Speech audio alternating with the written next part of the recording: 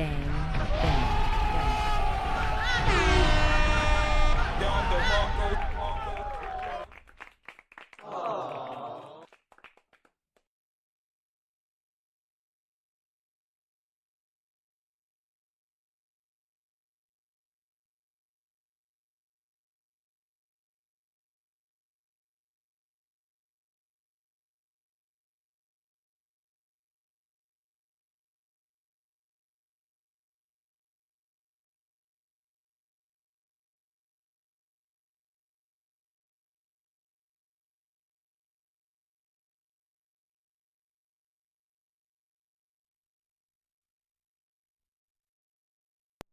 Web, how we doing?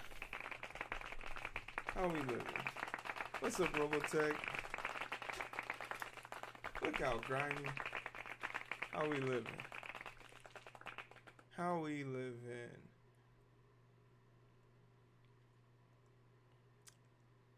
Happy Monday. Welcome back.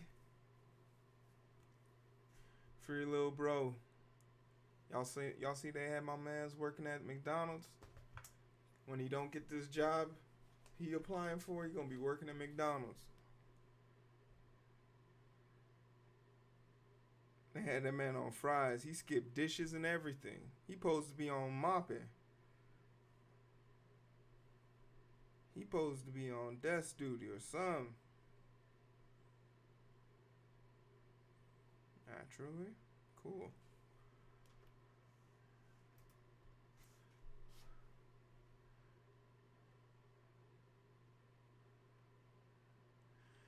That's the trade-off. That's the trade-off. The pup. Everyone's getting a dog. My neighbor got a new dog recently,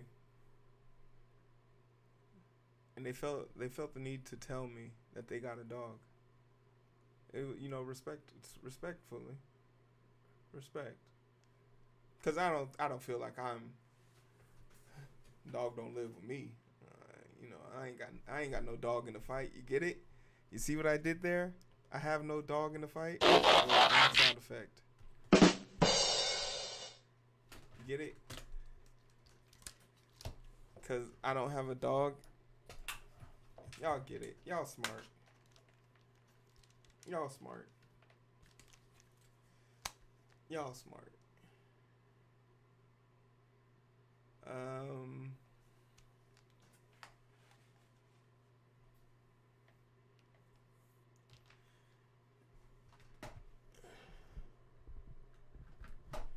Turned on the lights. I was doing some editing of my videos, and I realized during my editing sessions, at least for the segmented parts of the videos, it's too dark. It's too dark. You guys can't really see my face. Look at these. Look at his luscious teeth. This luscious smile. Y'all deserve better. So we'll keep the lights on early and often for the first half of the show. But then we'll turn out the lights. Today we're gonna look at some of the cooler options we have for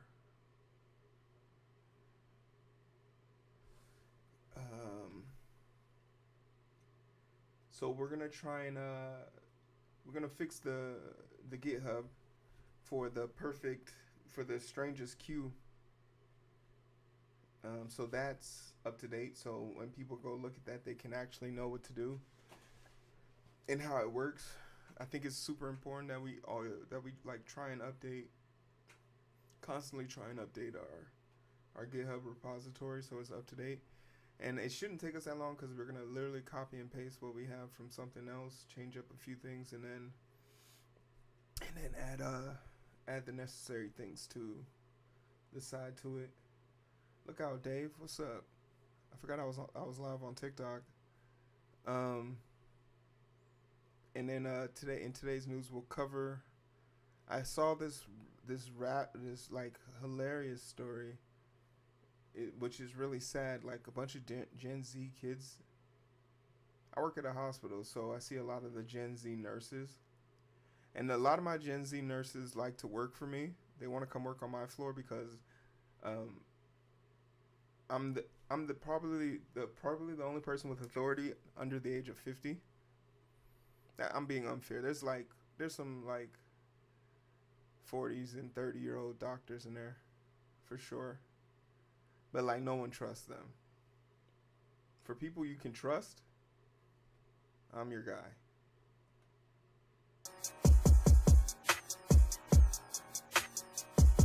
Remash, thanks for the follow.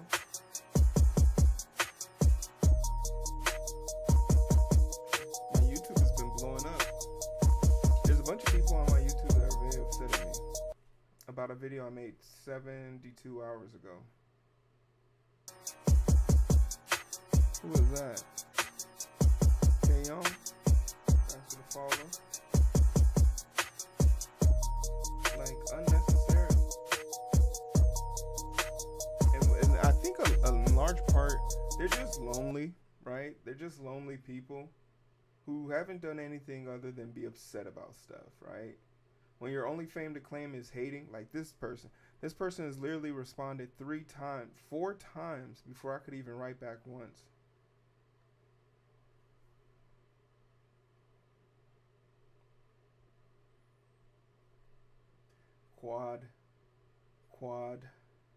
Quadruple text. You must be a winner with the ladies.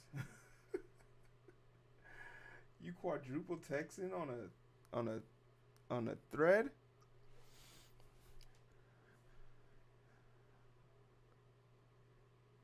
Hey, appreciate that, Jay. Clap it up. Jay got me on. What does that make me? Uncle duties? I love FNAF. Lefty is my favorite character. Hi, what's up? Wait, Five Nights at Freddy. I used to love watching Markiplier play that game. Yeah.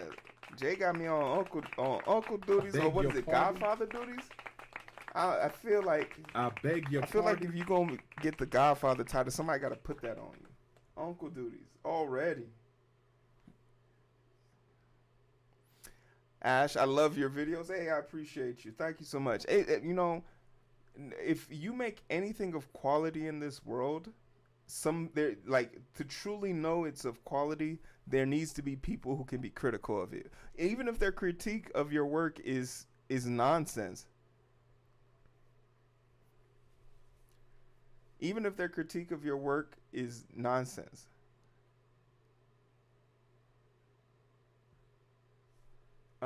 So people's ability to hate on your work is a compliment to you. I don't know. It's nothing that I ever really like paid attention to, because there's like two types of people who critique your work: people who have genuine criticism, and then people who are just mad that your perspective hurts their feeling.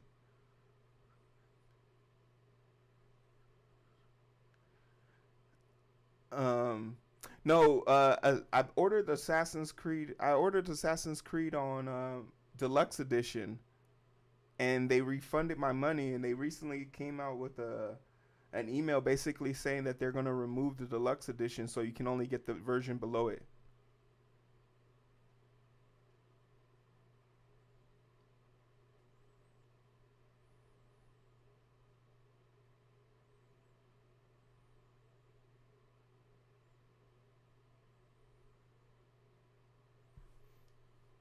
So I gotta read. It drops February 14th. They dropping the DEI Samurai during Black History Month. You know the boys and girls gonna love that. All right, FNAF lover. I'll see you. See you next time. Make sure you follow so I can see you next time. Appreciate you checking on me. That's a wild name, by the way. That's a wild and long ass name. But we appreciate you. We appreciate you. Gotta love the real last names. Like, how did you get away with that? That's more than 15 characters. That's more than 15.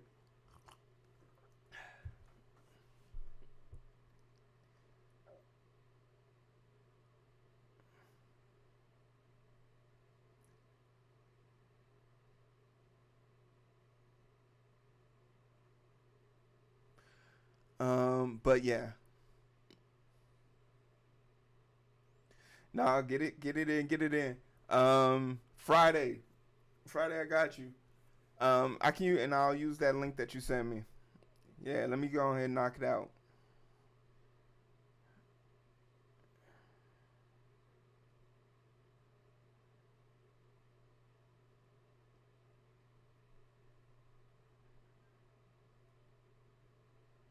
Ooh, got a job offer. Another job offer.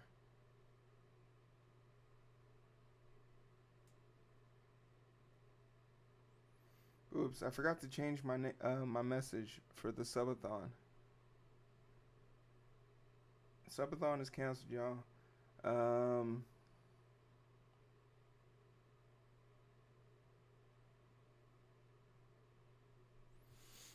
uh, define big, cause like I'm a big boy.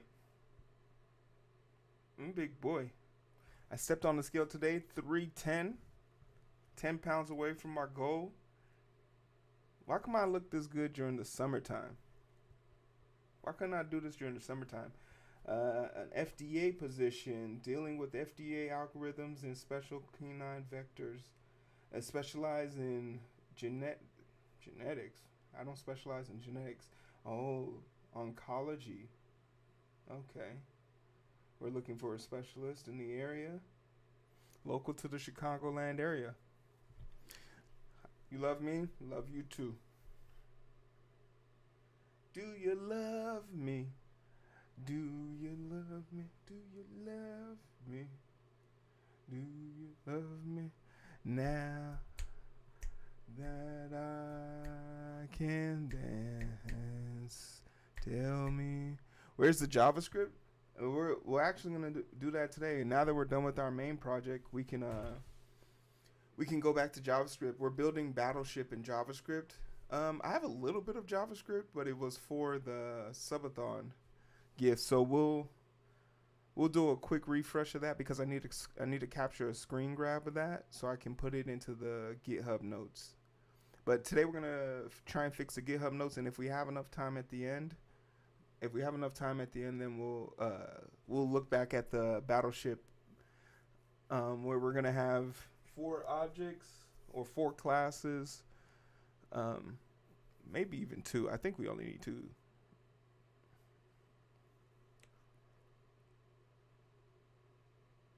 Because really it's just going to be whatever class we make for player 1 is just going to be a class for player 2, except an algorithm is going to dictate their actions.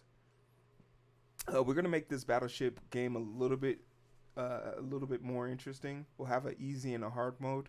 The easy mode will be like it'll pick from the whole entire board, and it will remember the things that it's picked in the past. The hard mode will be it only picks from 2/3 of the screen, two thirds of the board, and it remembers its last 5 moves. I think that'll be super interesting. Give you a little bit of a challenge with this bot. So our last project, we're gonna go out with a boom. Stone Cold, that's me.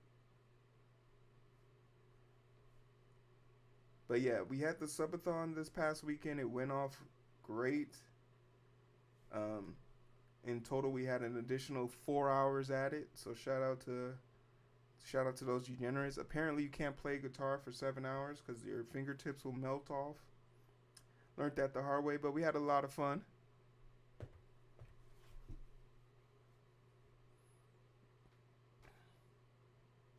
Oh, your name's Ashley. Hey, Ashley. Do you love me? Do you love me? We did the subathon. I cooked. I cooked some Jello fries. What else did I get into? I tried to vote, but my ballot was stuck. My ballot got stuck to the return envelope, so when I took it off, it tore it in half. I really wanted, I really wanted to get this over with because on my the place where you can drop your ballot off is right next to a Crumble, and Crumble had the double fudge brownie on deck, and I was just like, this is the perfect way to reward myself. I'm 10 pounds underweight. I voted. I did my civic duties. Like, reward yourself. Um, and I couldn't even enjoy that cookie. Um, do I like Trump? No. I think he's funny, but he's a monster. This is on my merch store. Free Lil Bro. Free Lil Bro.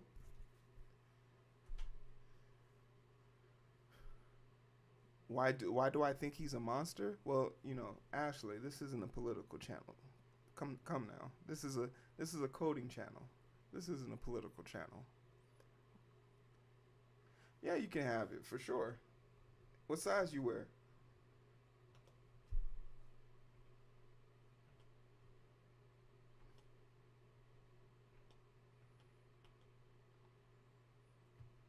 What size you wear? There go the link. Knock yourself out.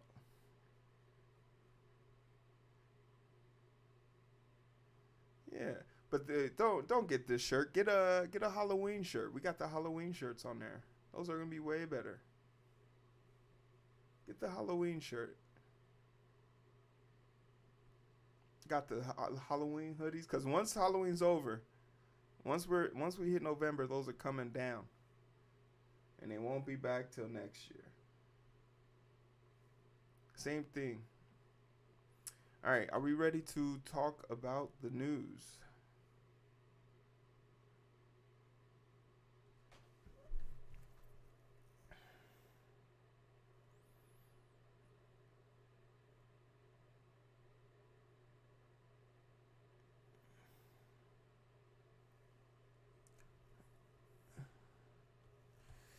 Do you love me now that I can dance?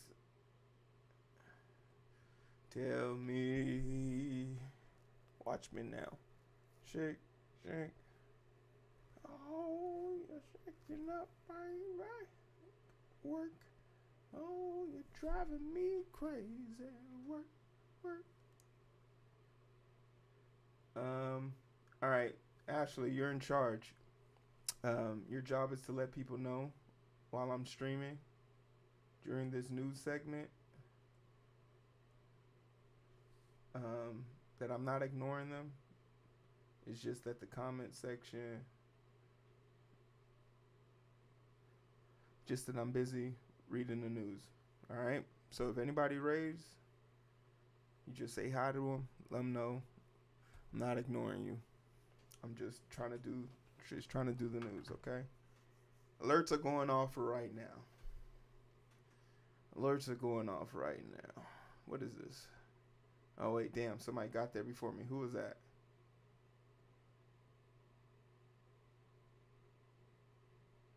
Oh wait, are the alerts still off? Yeah, the alerts are off from the last time I did the show. Whoever was, see, that's how I know somebody didn't do their job last week. The alerts were off from last week.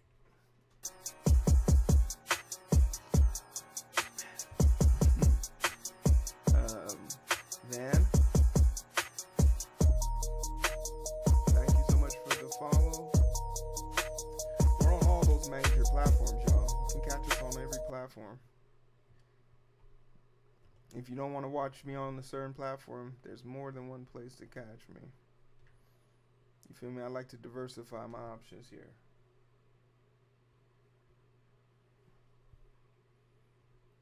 All right, cool. Let's get into it.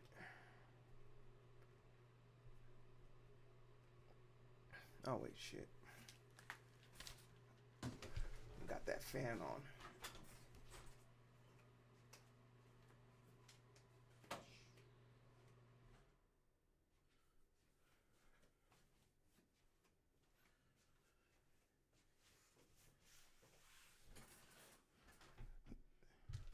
There's people on Twitch. Usually I do the news in the beginning of the show because no one is here. So instead of talking to myself, I just take the opportunity to cover news, and then by the time the news is done, most people are here, and then we can start coding. Excuse me. All right, here we go. Get down! Hey, yo, clap it. Bang, bang.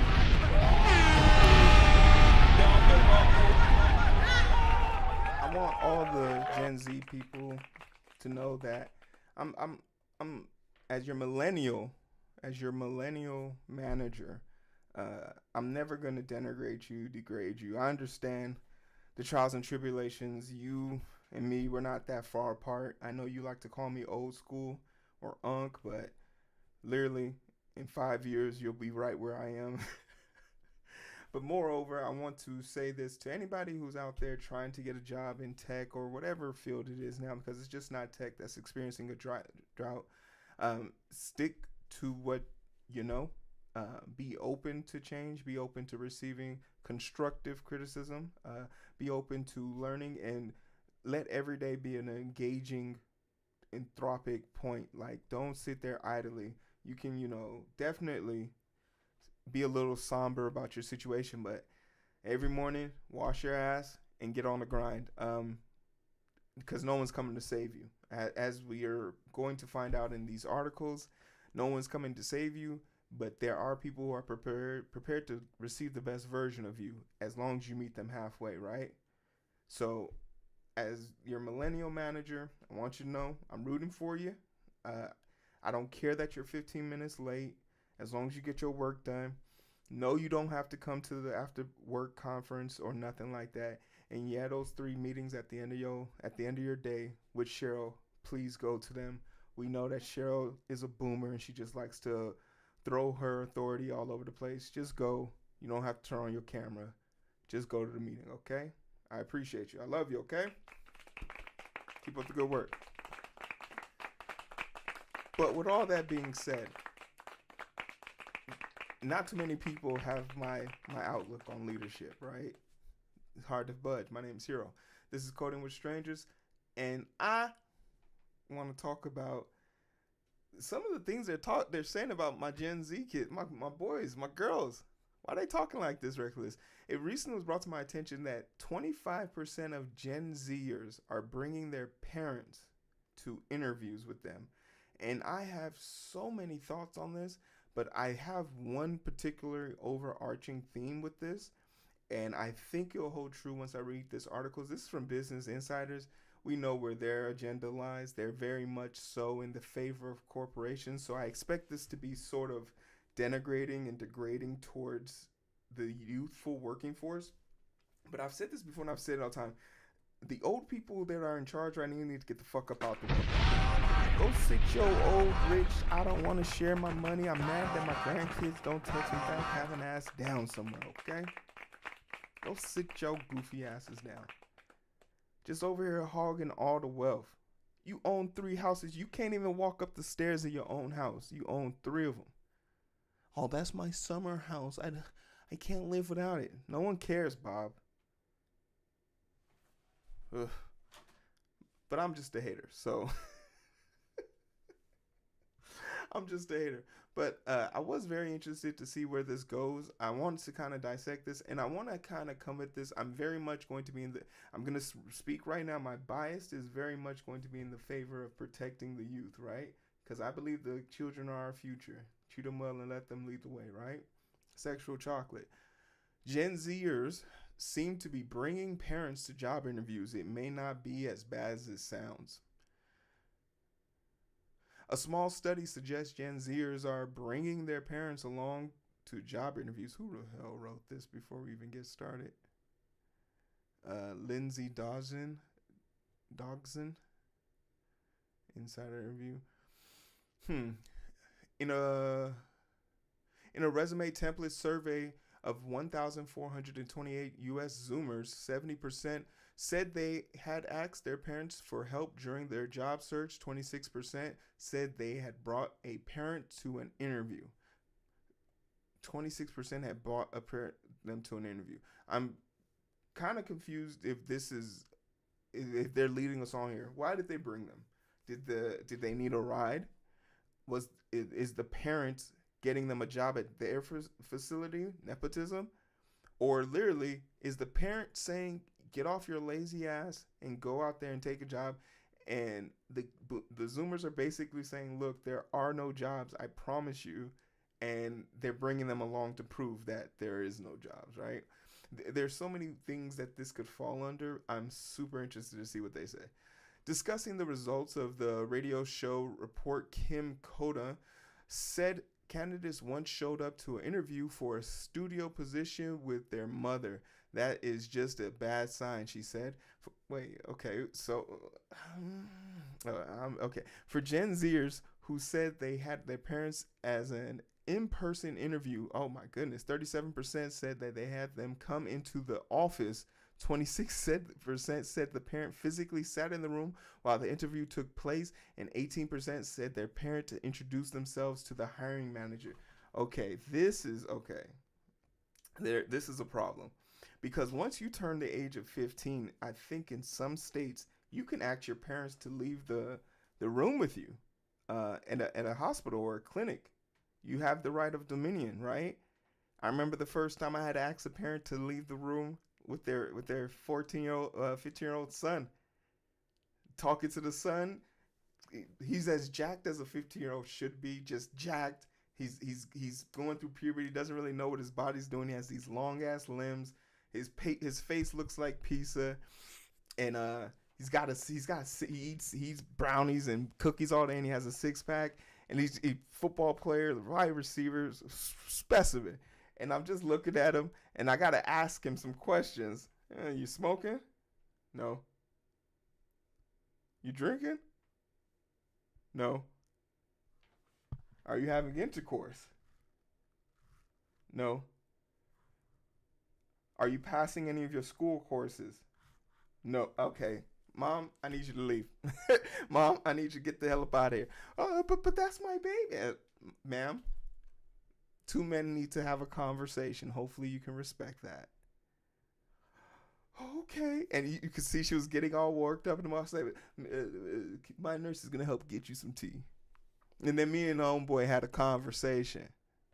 And I explained to him how condoms work. Because he definitely doesn't want to figure out how babies work. But this is disturbing. 18% of the parents who came with introduced themselves. 7% said their parents even answered questions for them. Hey, yo, okay.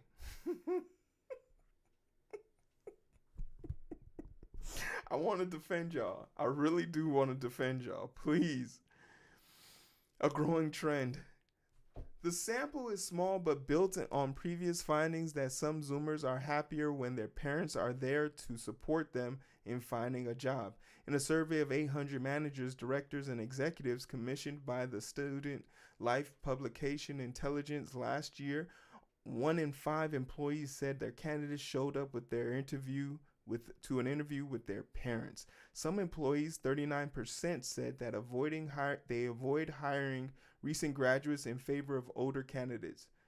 When asked about interview behaviors, 50% said that they had young candidates ask for too much compensation, and 47% said they dressed inappropriately. Okay, so I don't know. Because now I'm thinking about some of the interviews I've been part of, and every time someone is dressed inappropriately, they've deemed inappropriately in association to their social economic status. You can't expect, like, I know there's this old adage, every man should own 3 suits, a black suit, a brown suit, and a navy blue suit, right? That old adage makes sense, it's cool, it's popular, but if you are broke, Those are $300, $150 to $300 based on your size and what is available to you. Oh, go down to the swap meet. Okay, good luck finding your size and good luck finding a matching paired suit.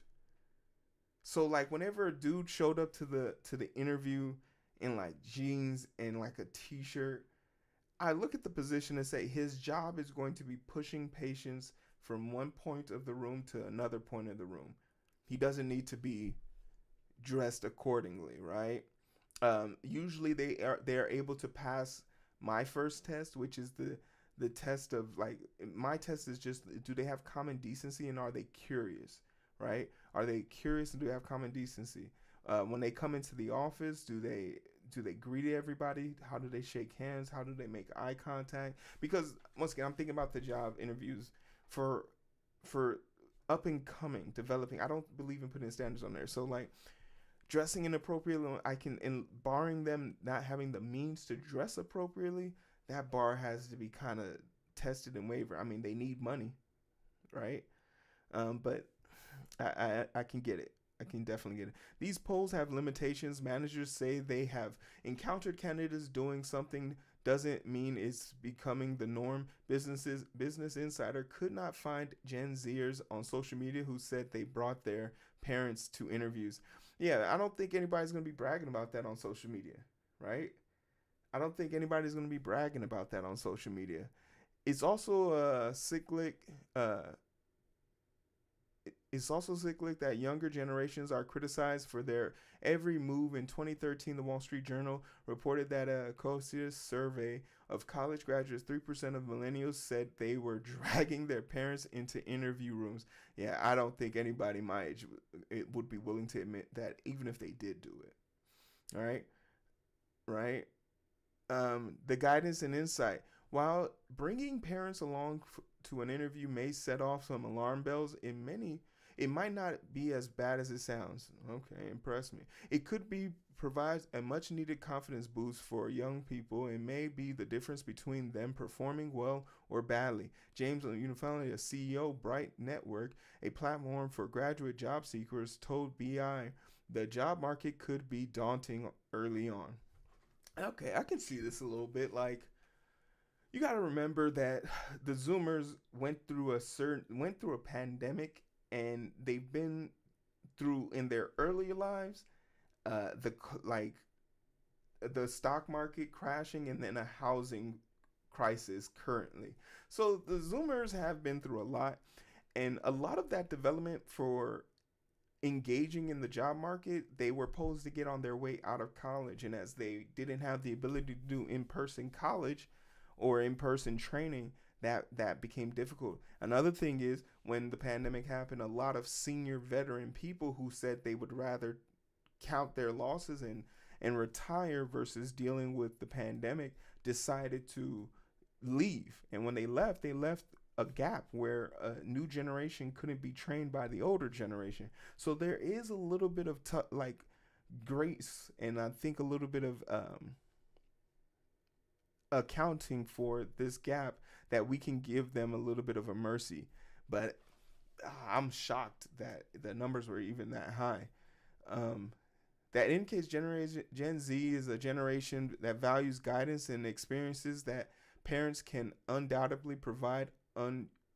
Unifield said. Okay, so basically they're looking to their parents to help them decipher how to, and this kind of lines up with what I was saying.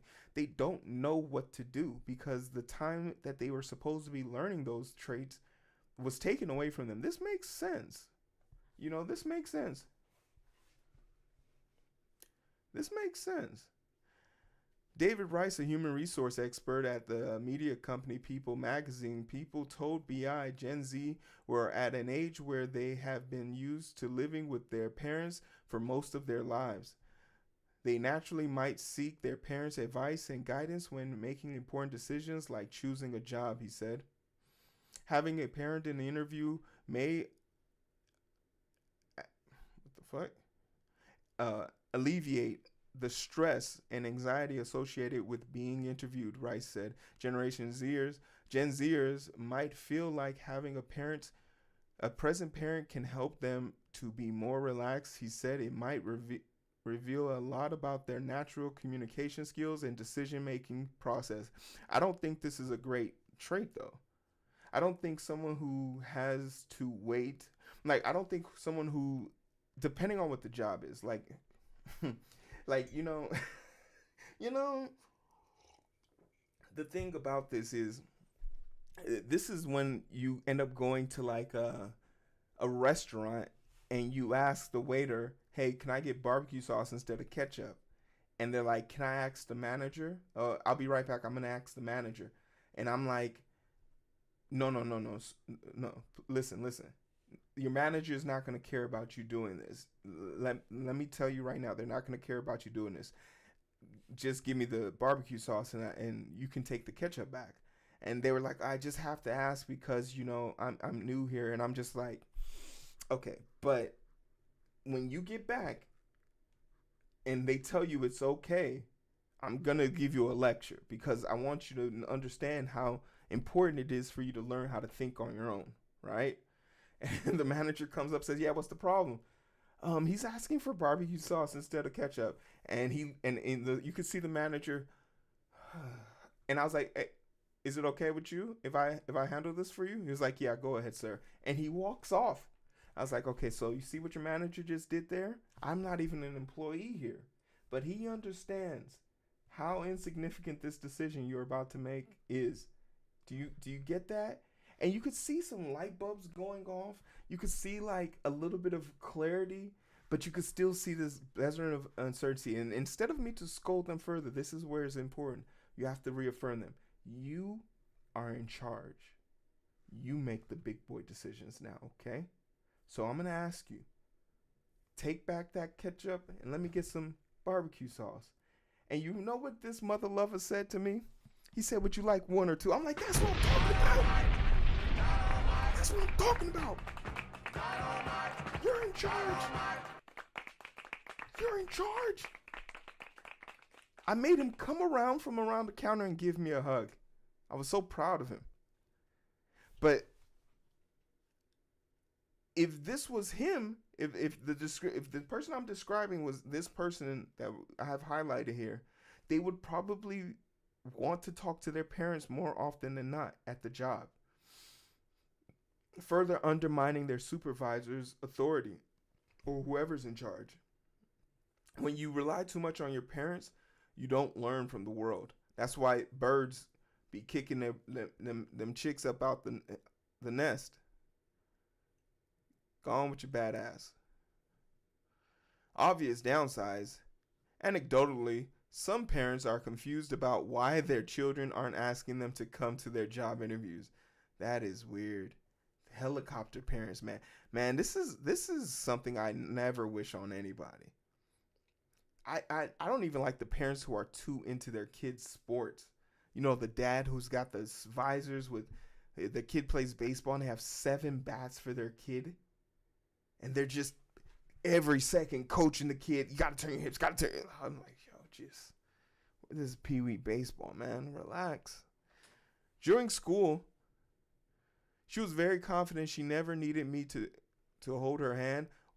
One mom wrote to news.com AU advice column kid spot. Weird. "I don't think of myself as a helicopter parent, so I'm at a loss as to why she would ask this." Damn. Okay, so she's saying her kid was I don't trust this parent because you're writing to a column. I don't trust you. You definitely were a helicopter mom. The fact that you want to defend that tips us off. In response to the columnist, Jordana Shell told her that Zoomers need to learn and build resilience. Yeah, but who's teaching them? This is such a dumbass thing to say. Oh, you need to build resilience. How? I can't even spell resilience. How do you want me to build it? I hate when people give them some snippet that they heard from the internet and toss it out there. How do you want people to build themselves up if you don't even give them tools? It's easy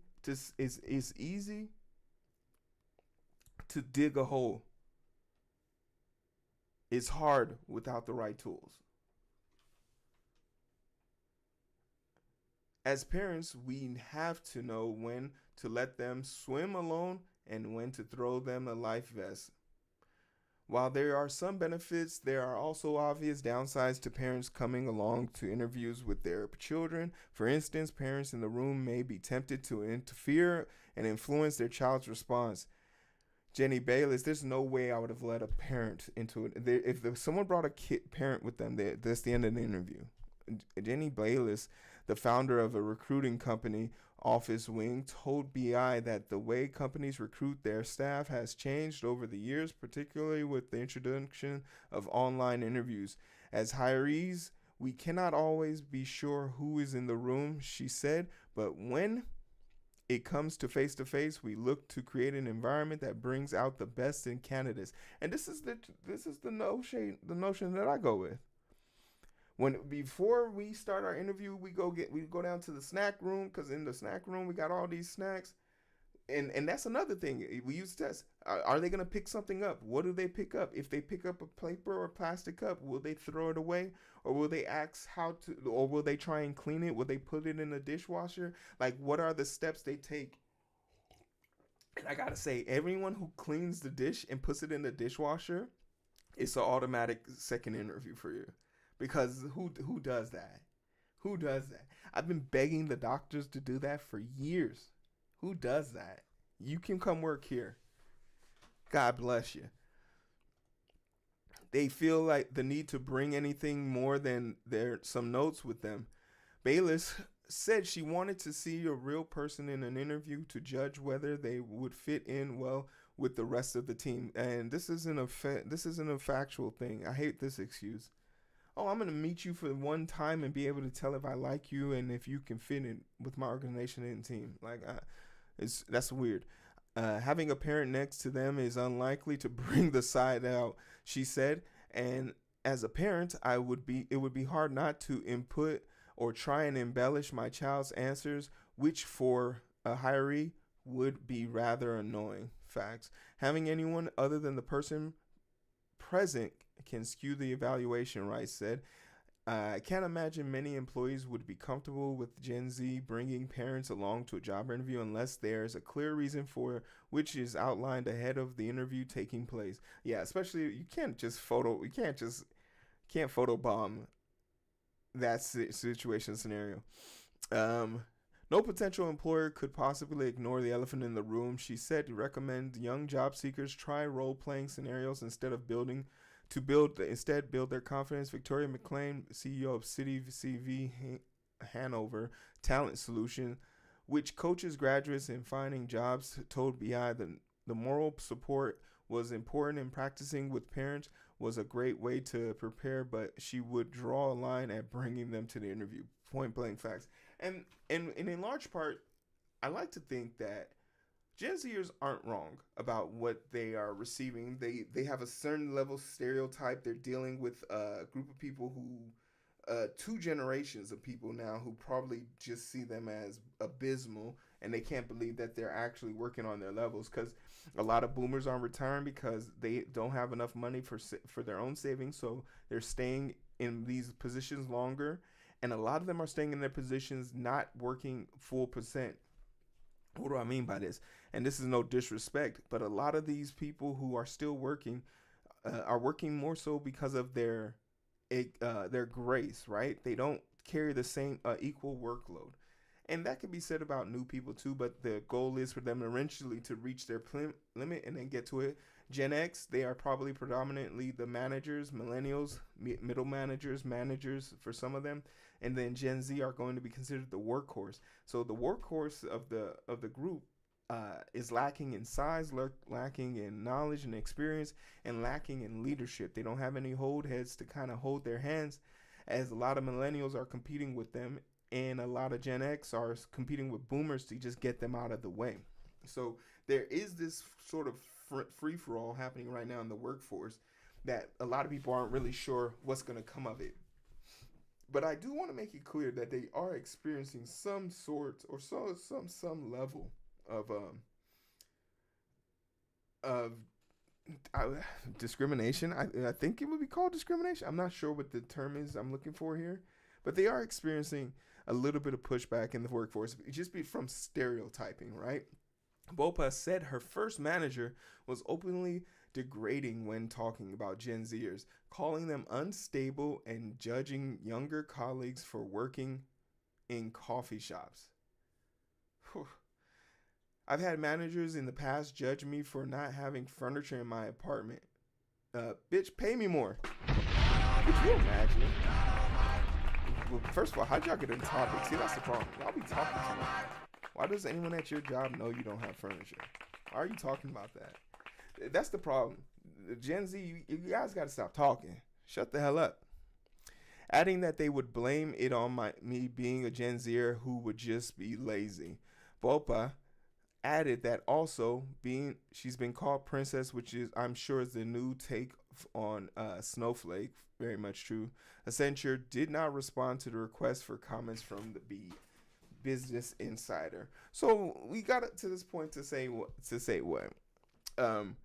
One, Gen Zers, I still love and support you. Okay. Aww. This is Uncle Hero coming to you live and direct. You know, I'm your manager. I'm gonna take care of you.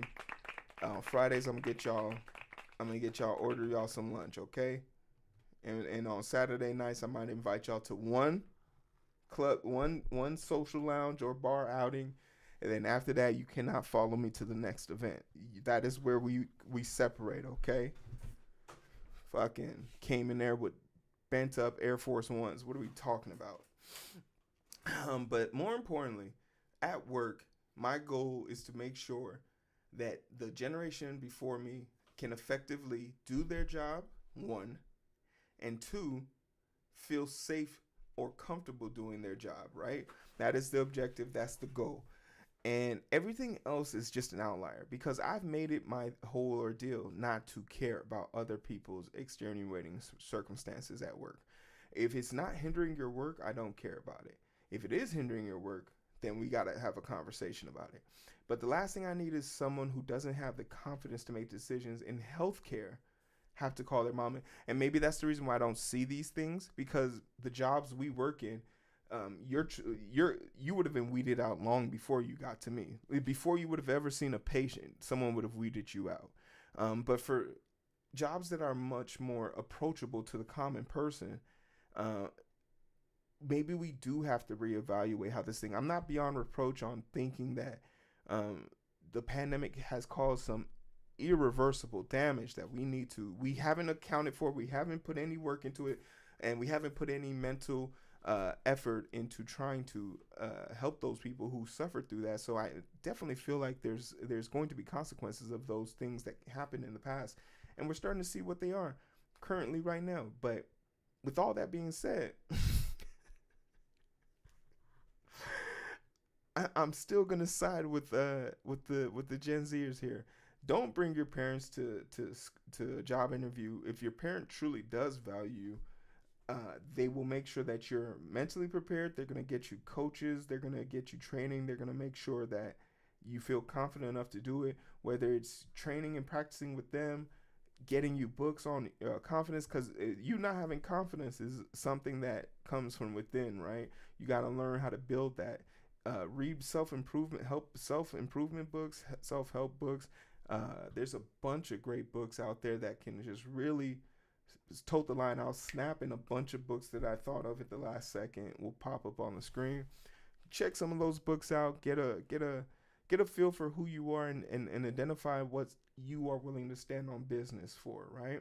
What makes you stand on business, and whatever that is, go fight for that. But don't mind these boomers. I'm here to protect y'all, okay? I love you guys. Make sure you like, share, subscribe. The Manager Hero. See you on Monday. Take care. All right, we're done.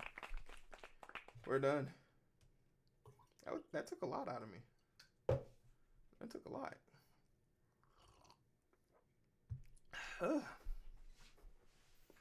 That took a lot. Hey yo, what's up, Yag? I didn't even have the. I didn't even turn the alerts off. I forgot all about them. What's up?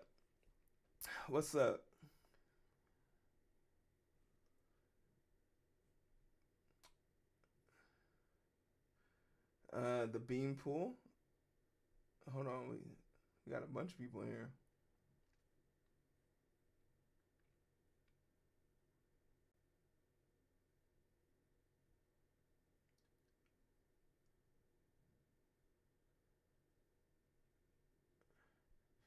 Uh, Ayo Lefty, what's up? Welcome back. Get Getting a house now is like winning the lottery, losing it all to a bad one. To do you mean hunt 100K? Tragic. As a Canadian living on my own, means since 16 from family that stayed fed on food bank. Now I'm a contractor who makes my own way more than ever. This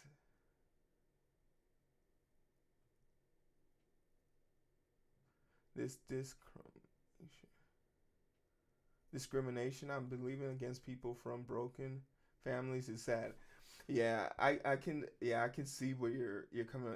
I very much feel like these are families that are like a parent. There's two types of there's like I said, that's why I thought there was like three versions of this. There's either a version of this where the family knows the owner or knows the inner. This is nepotism, right?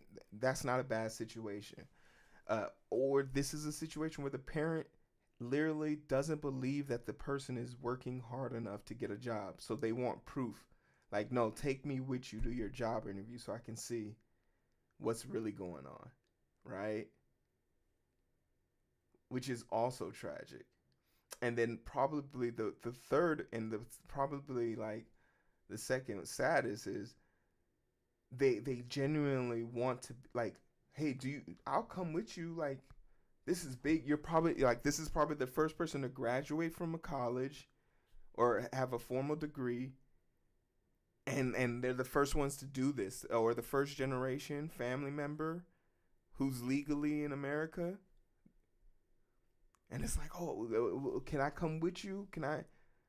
Because like I could see a dad taking their kid to the interview, and the kid's like panicking, and it's like, in that moment, instead of coddling, you would hope that they would be like, hey, focus up. You've been practicing and training for this. You're ready. Go in there and win. But I don't know. Maybe I feel like there needs to be a short video about this. You said you want the link to this? No problem. I had to use ad blocker, so here you go. Uh, but yeah, that was good. That was good. We like that. That was a good story. That was a good story.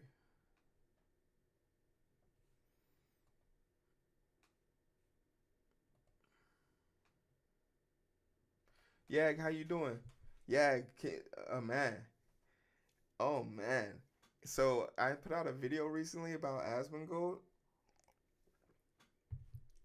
and just had so much fun dunking on those people, on the Asmon roaches. I don't understand why anyone would expect to get hired if they had to bring their parents with them. I'll hire the parent before I hire that person. I think we're missing a lot of context here, but they did mention that 7% of them said they were willing to introduce themselves. I just think that there's a generation of people. The pandemic really fucked people over, Rand. Honestly, like I think the pandemic really brought about a level of degradation that we weren't prepared for.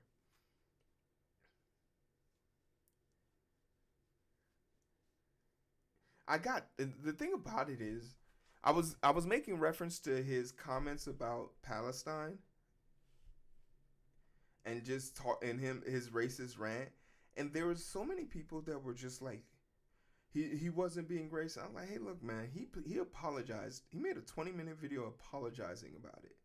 You don't have to tell me. You go talk to him. Stop talking to me. That was my whole thing. Like, why are you talking to me? He apologized already.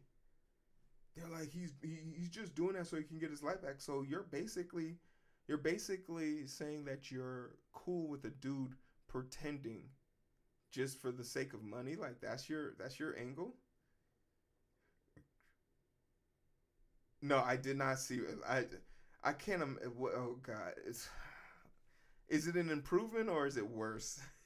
Because I know he said a bunch of bombastic things like, "Oh, I want to probably go to the Middle East." I was like, chill the fuck out. Let's start with just cleaning your room. I saw he posted a picture of him cleaning his kitchen. He was like, "I'll be back to calling out Sweet Baby Inc. shortly." I mean, yeah, but like that's his lane. That's his lane of degeneracy. Stick to that. You can call out video games aren't muscular buff dudes anymore all you want. Stay in your lane. But yeah, I'm perfectly fine. Yeah, that's because like there's a bunch of people like that now. Like yeah, yeah.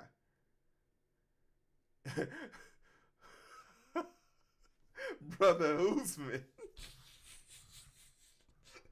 They gonna call him Usman of the Gold. Oh man, they gonna be like, oh no, we gotta get him in the bath. But yeah, there's a like he's you can be he's allowed to be a degenerate. That's how he feeds his fans. But he bit off way more than he could chew. Way more than he could chew.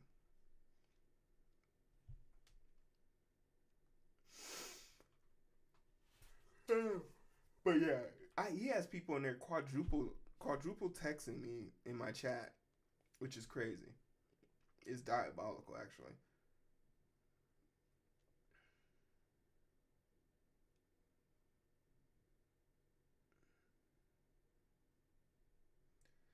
With the ladies, I'm gonna vote tomorrow because um, the ballot they sent me was damaged. So my new ballot, my new ballot arrived this morning. No, I mean, I think I'm still indifferent about him, and that's the thing. People just need to learn how to stay in their lanes. Like if you want to talk politics, go for it. But you best be prepared. I don't want to hear none of this lukewarm bullshit. Like you don't know what's going on. Like we don't want none of that lukewarm shit. There are too many educated and sophisticated people in the industry in the politics in the political realm for you to be thinking you just gonna come up here and say whatever you want. Nah, you could say whatever you want in gaming, and that's no disrespect to people who fight diligently for representation in gaming. Hey, I'm one of the people that benefit from it, right? But there's a fine line between a DEI samurai and you being okay with a genocide, right?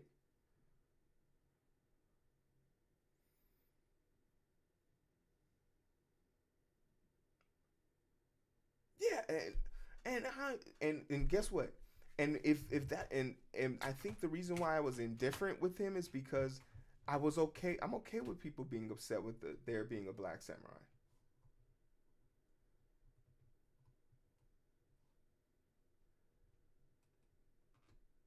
It's surprising and misinterpreted it. And I'm okay with people being mad because the sooner someone lets me know that they're upset about a black samurai, I'm like, okay, cool, you're a racist, got it. Like you're a bigot. Like that just makes the conversation easier for me to have. Like when they can't tell me why they're upset about the samurai.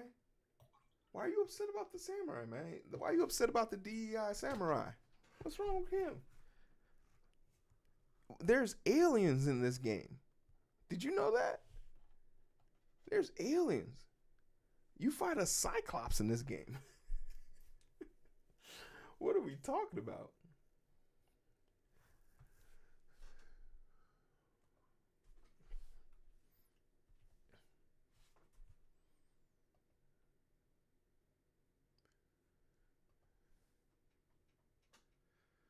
Oh, but how about that? How about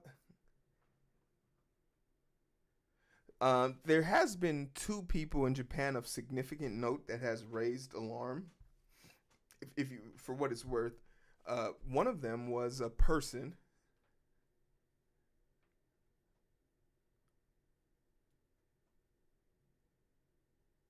One of them is actually a member of parliament, but he's a member of the Japanese parliament who stole the name of the parliament party that kicked him out of parliament because they are too far right.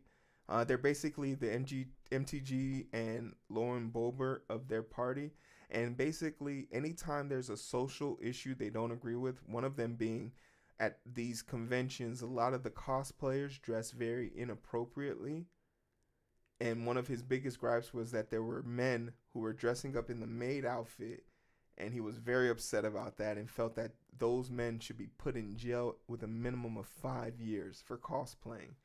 And if you don't know, there's this very popular game based on a series about basically a coffee shop that is ran like a maid service, so everyone wears the same outfits.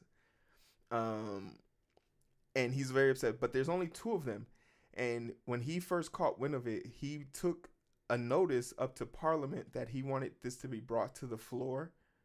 And then I guess in their thing that you need at least 1/3 vote for something to be considered to be brought to the floor. He only got 2 votes, his and his partner's vote. By day he's a dentist. By night he's a social political streamer.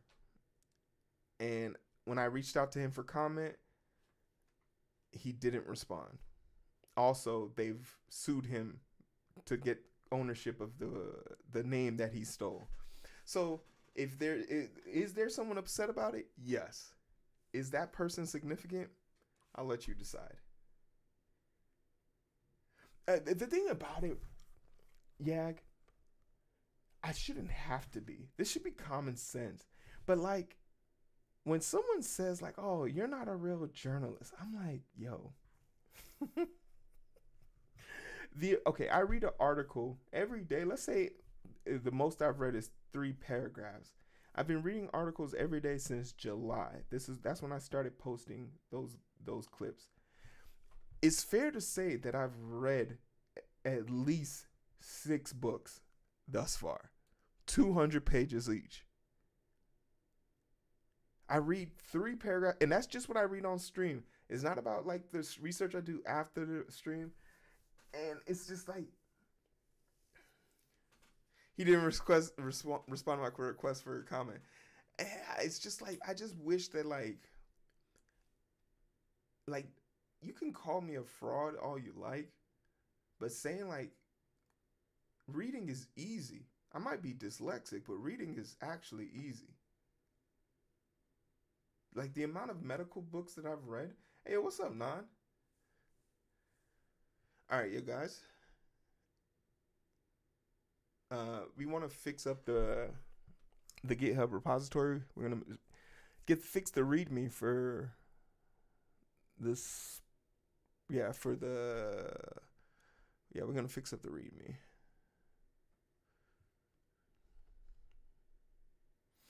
But the bot worked pretty cool, so anyone can use it now. It'll be here in the GitHub, but I'm gonna put some instructions on how this shit work.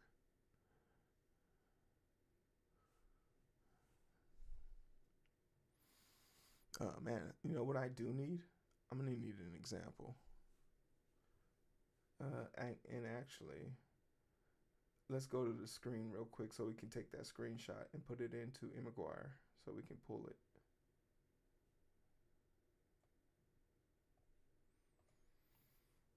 Stone Cold. Oh, thank you, Nan. You're making me blush. All right, this is what we want.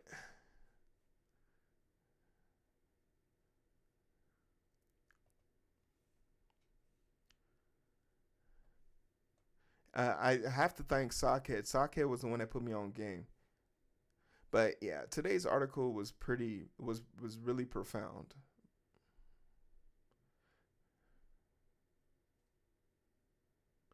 The The seven. So we only made it 7 hours because my fingertips started to peel off. Apparently, you can't play the guitar for 7 hours. Who'd have thunk it? Who'd have thunk it?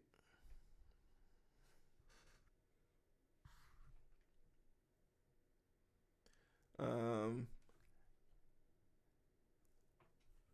Wait. How do I print my screen?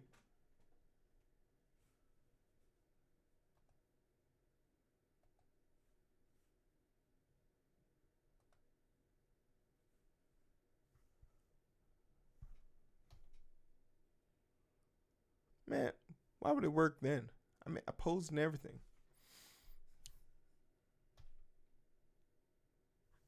There we go. All right, cool. We got the screenshot we wanted.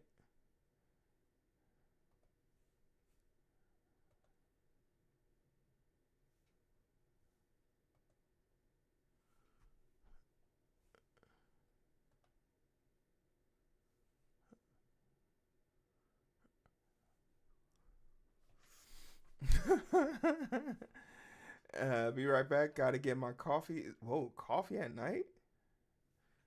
Ooh, that sounds tough.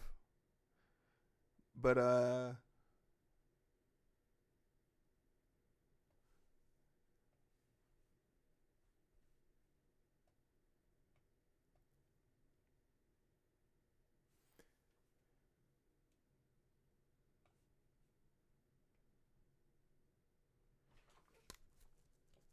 it was so much fun. Like, I got a chance to test out the bot. We had a total of 4 hours added to the clock. So like, I really can't complain. Like, honestly, it was for it to be, and it was such a new concept to people too. Because one thing I guess like I wasn't prepared for was like, people from my stream understood what to do. Like, it was inherent what you guys needed to do. But people who weren't familiar with my stream did not probably didn't feel it was as intuitive as it should have been.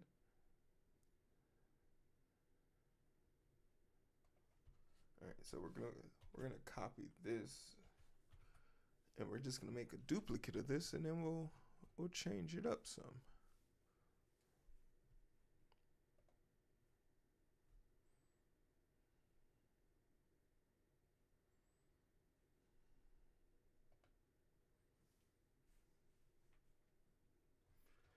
Nan, how was your stream today? Down in the middle, and we good bit.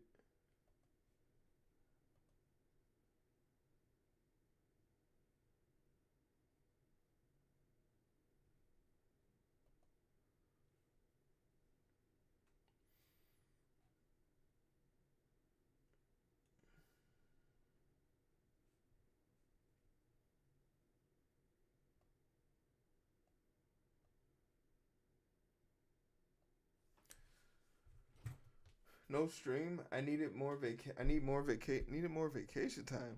Oh, you didn't stream today, Nan? I guess that makes sense because I didn't get an alert. Is there like a holiday? You need a break. You've been going hard for the last few months. You absolutely need a break.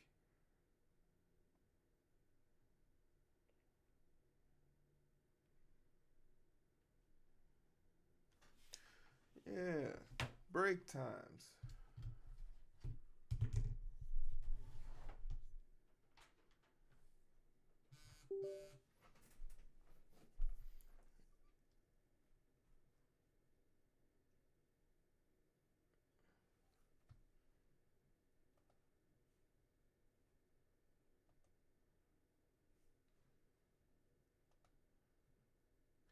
Did you just try to play a game and it didn't work and then you went back to code? Me? No. I was showing. I needed the screenshot. I needed a screenshot of the That was the overlay for the for the subathon. This. So this is gonna be the thumbnail for the strangest lurker or the strangest queue. You know, if I want to play a game, I'm gonna play a game. Okay. Okay. Ain't nothing gonna hold me down.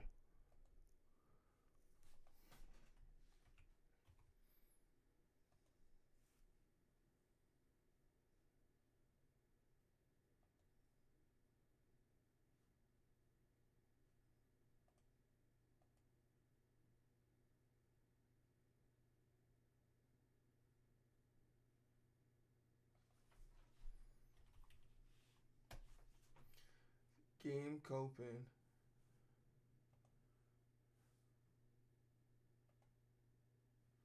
Power in my pocket. Keep stopping. My baby don't mess around because she loves me so, and yes, I know for sure.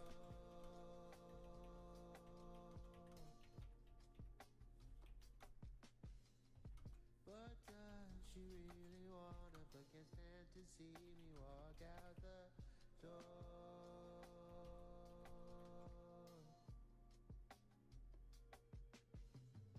Don't try to fight the feeling, cause the thought alone is killing me right now.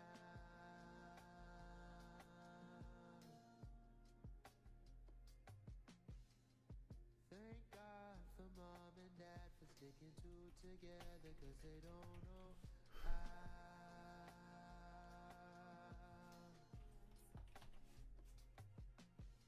Hey, yeah. Hey, yeah.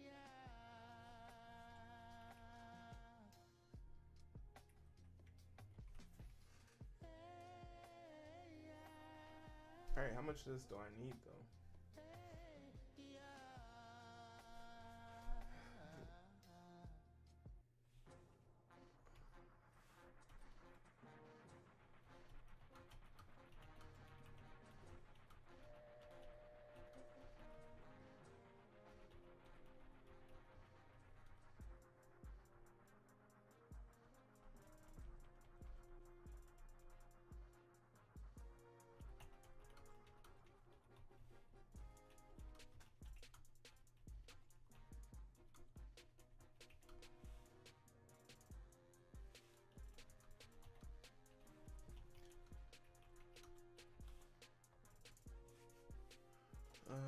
Can I look at the JavaScript real quick?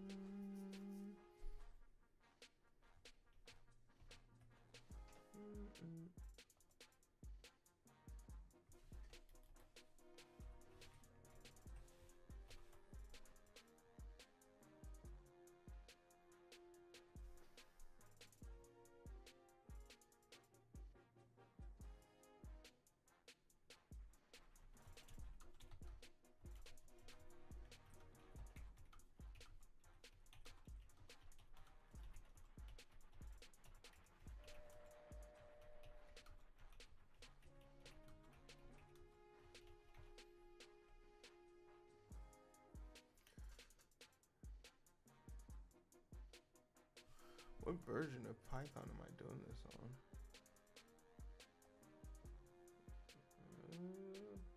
Oh wait, this is JavaScript, that's why. 3.10, okay, so.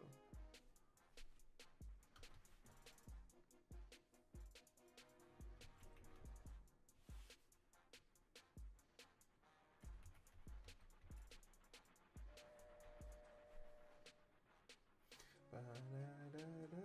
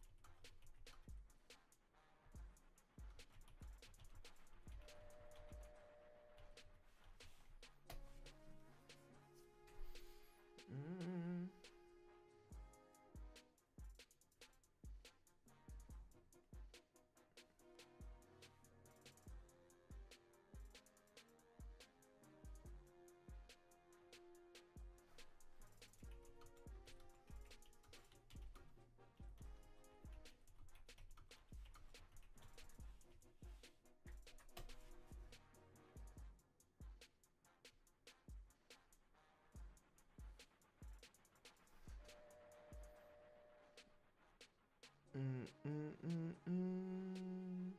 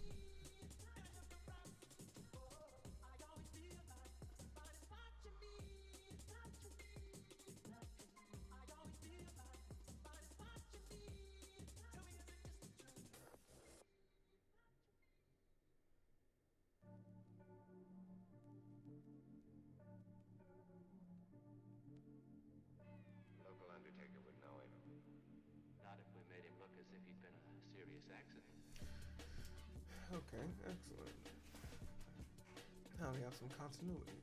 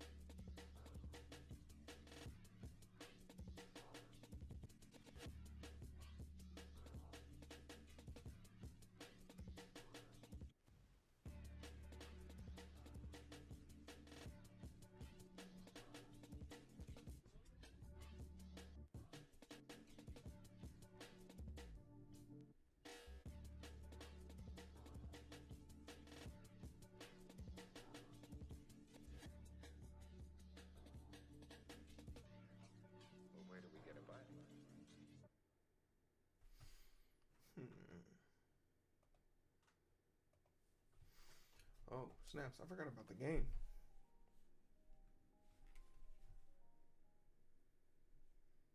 The game.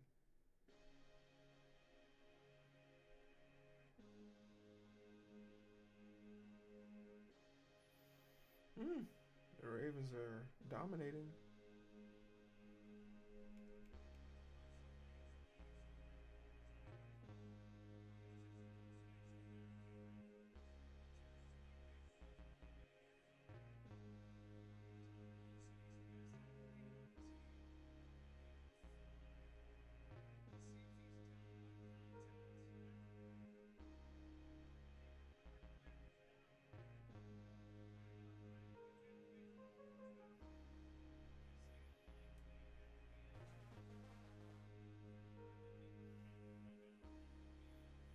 Damn, 41 to 18.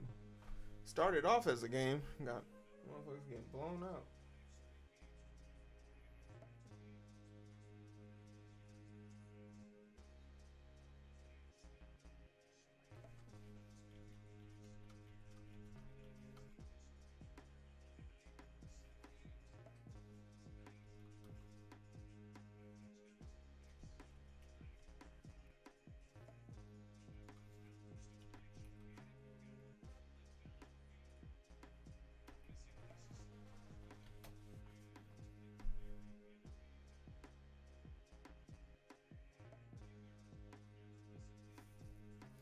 All right.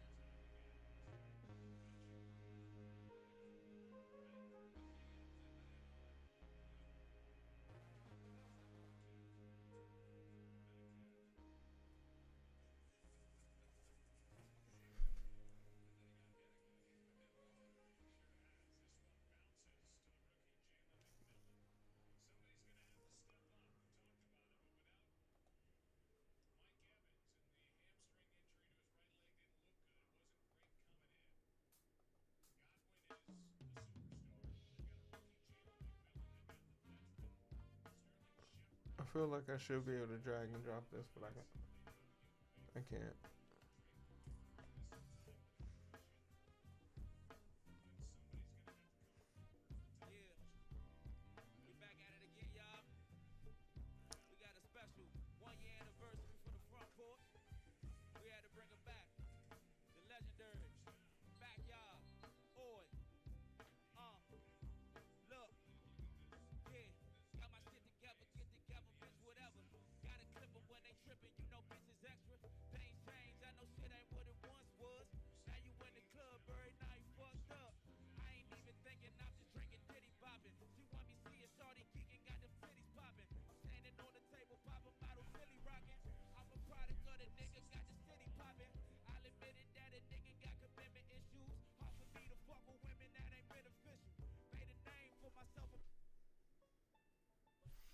I'm an everybody lover, everybody hater.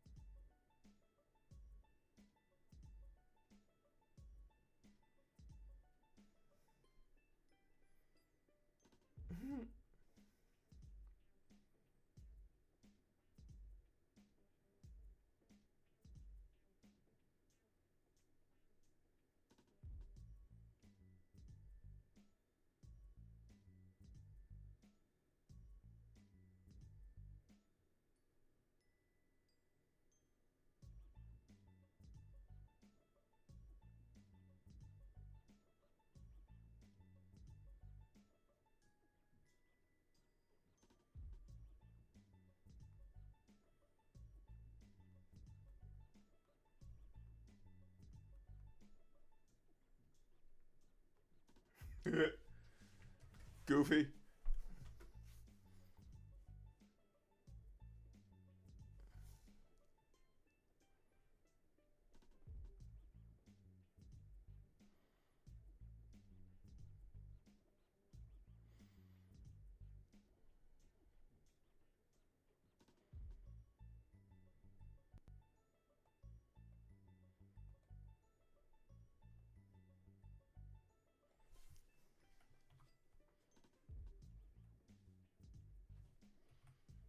No, we don't like that one.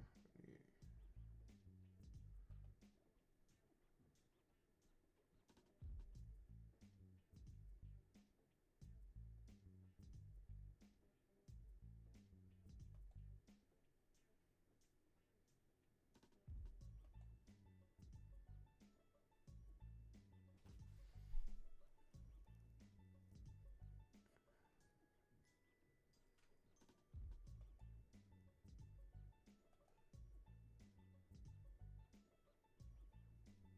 Ah, there we go.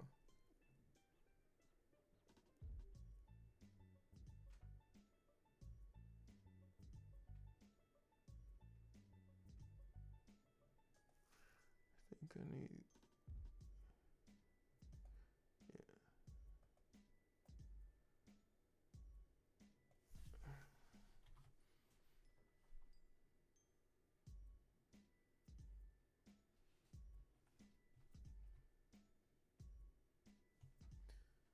Okay, give me the other one back. Whichever the one that has the double I. This one. Alright. We're taking you.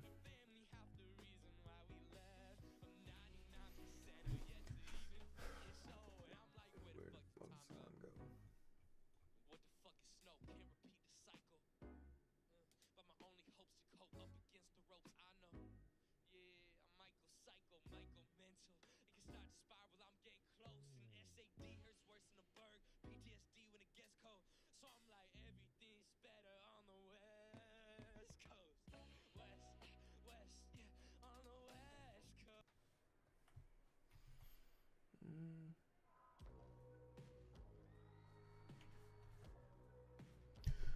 This project is a Twitch song request bot and processes bit donations, adds songs to a queue, and tracks the song playback time using a countdown timer.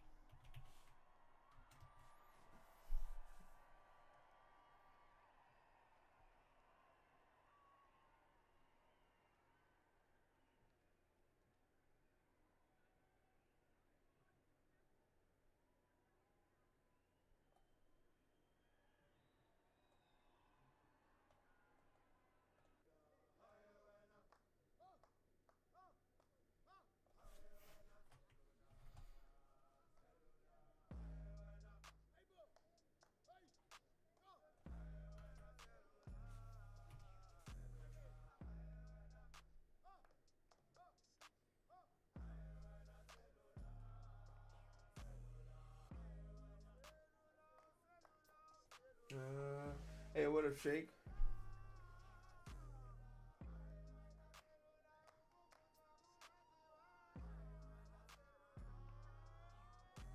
You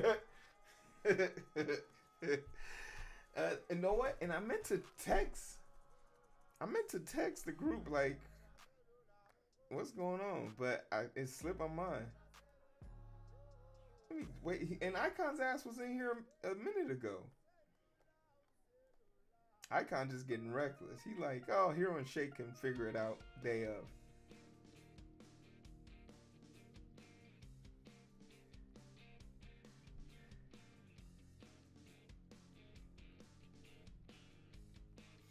You know, Big T was out there working the shift, trying out for his new job when he don't get the presidency. He gonna really be doing a job here in a minute.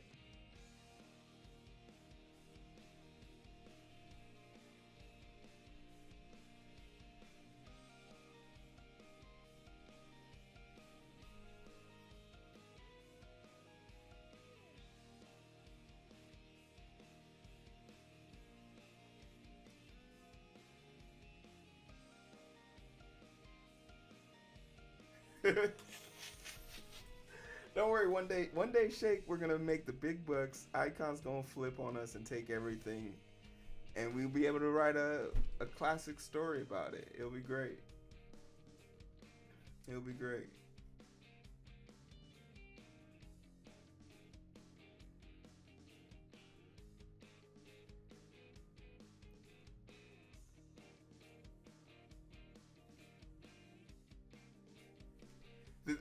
I'm telling you, we're not consistent enough, right? We're consistent, but we're not consistent enough. Maybe pre-pandemic, once a week show would have made it, but in order for us to have that level of traction, people have to see us more than once a week.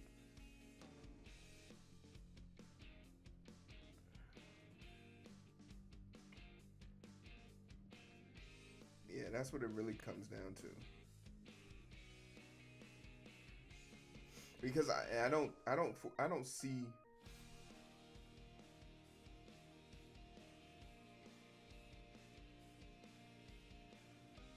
No, you're not right. I would say minimum 3. Monday, Wednesday, Friday. Well, not even Friday show, because just from a logistic standpoint, Fridays people go outside. People need us for the drive. Like, even from a YouTube standpoint, right? I feel the content, like, I don't know how quickly he puts the shows up on YouTube, but he needs to incorporate some AI, cut off the segments, put some markers in the metadata, and have a YouTube video just cut that shit up. I already have an automation that can post it for him. But like, for us to get the traction we deserve, or we feel we deserve, we would have to show up way more. like I'm shocked that we pull in 30 a night once a week. That's actually diabolical.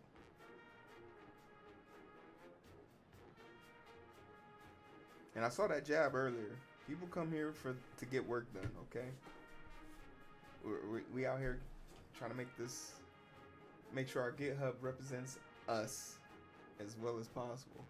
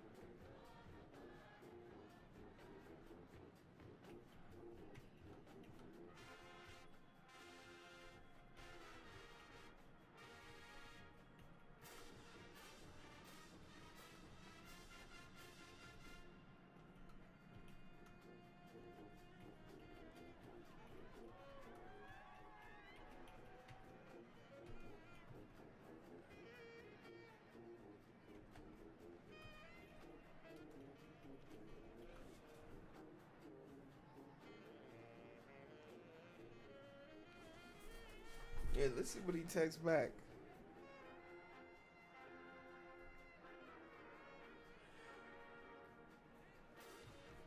Hey man.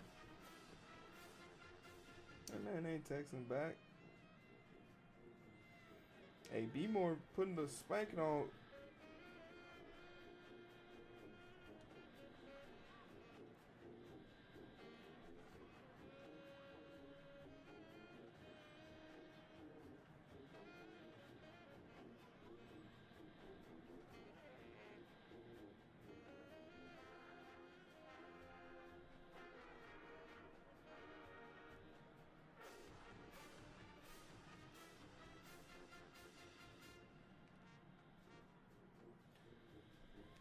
Man, abandoned.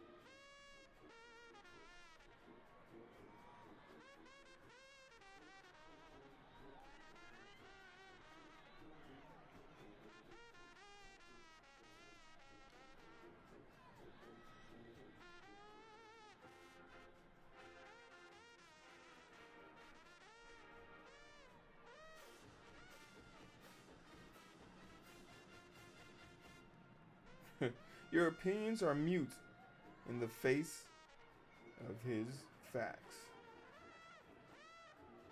Shake, I feel like you would have a fun time in my my YouTube comment sections.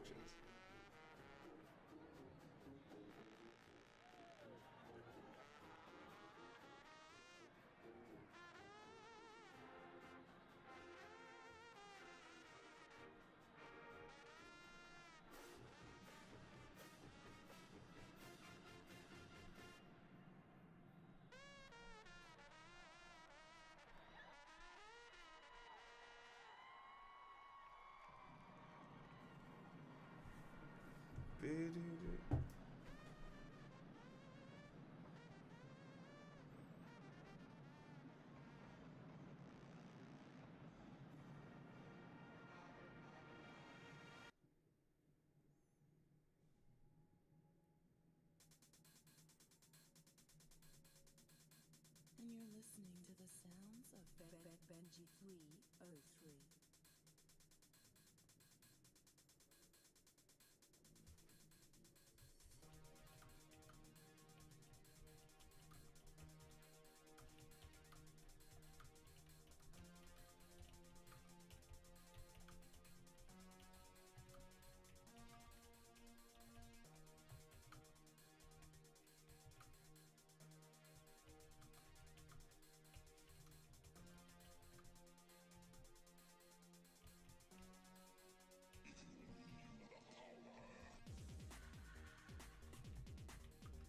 to stream content. Hey, yo, what's up, William? How you living? Lever to stream content.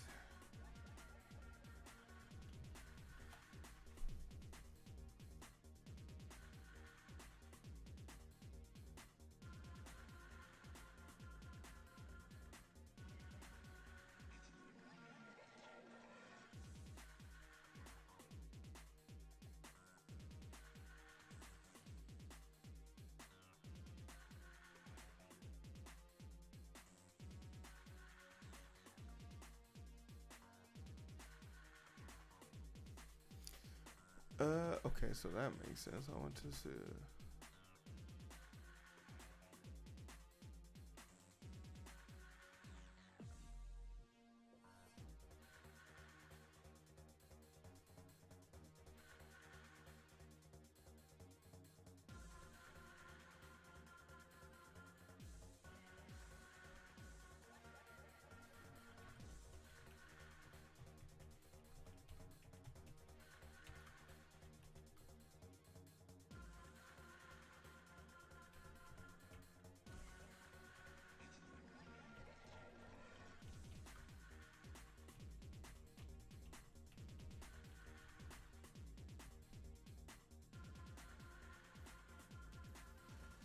Oh, what's up, Yak? I'm chilling. Just got done with some code work. How are you? We're fixing up the GitHub. We got 2 interviews this week, so I want to make sure my GitHub's up to date with the new bots I made.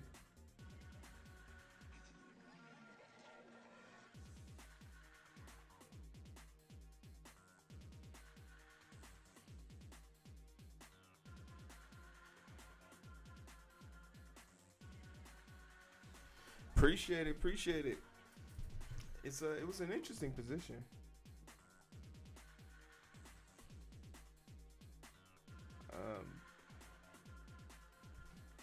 I've had interviews every week for the last 2 months, so who knows? Ooh, can I show you my GitHub? I love showing off my GitHub. If you don't mind.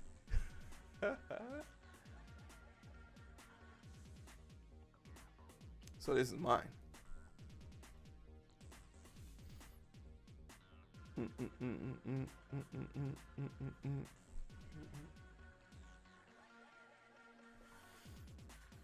Courtesy of Sockhead. I helped a little, but he helped a lot.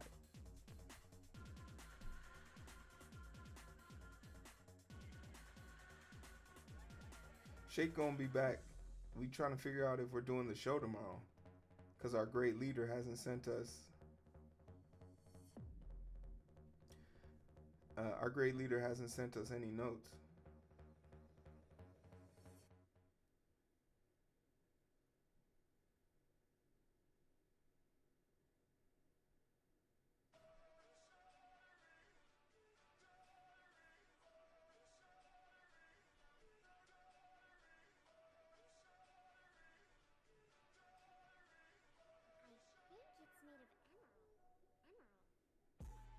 Yeah, I use Vanilla JS. The next course I'm learning is React, but we have one more project to do before we start React.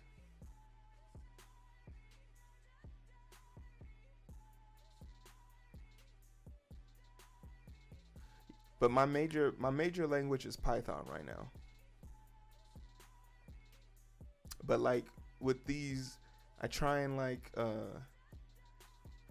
my readmes and stuff like that pretty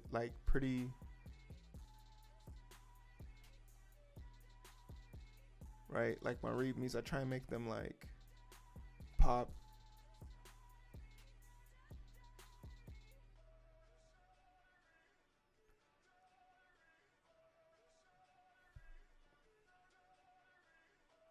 What kind of show is it? What we talking about? What show?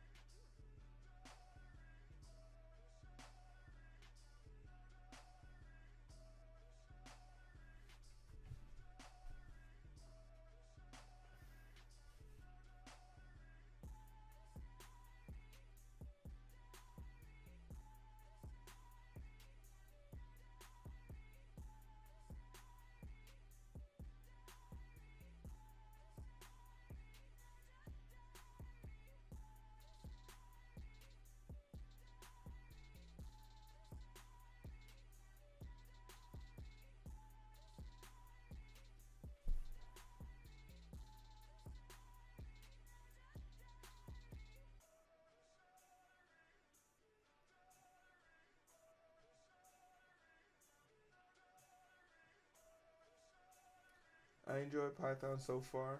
Started self-learning front end stuff, and I've picked up the framework. Looking at React, but we'll see. Yeah, I feel like that's next on my list. And then TypeScript.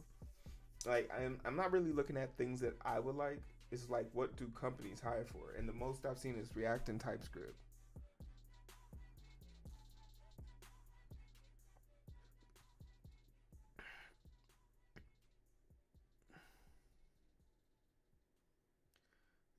If you want to get paid, you gotta learn how to turn that page. You feel me?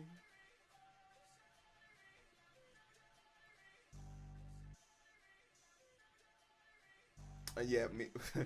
The only thing that sucks for me is that I had to take 3 weeks away from React because we wanted to do this project. We hit 8,000 on Twitch and 1,000 on YouTube. So I was required to build a subathon bot. So we built the subathon bot and then we tested it out for 12 hours. And it worked successfully. Clap it. And then like 2 days later, Twitch says, hey, why don't you guys build a bot or something that can be used for engagement? And I was just like, nah, I'm done. I'm done with that. Appreciate it. Couldn't have done it without my strangers. Can I get a preview of this real quick?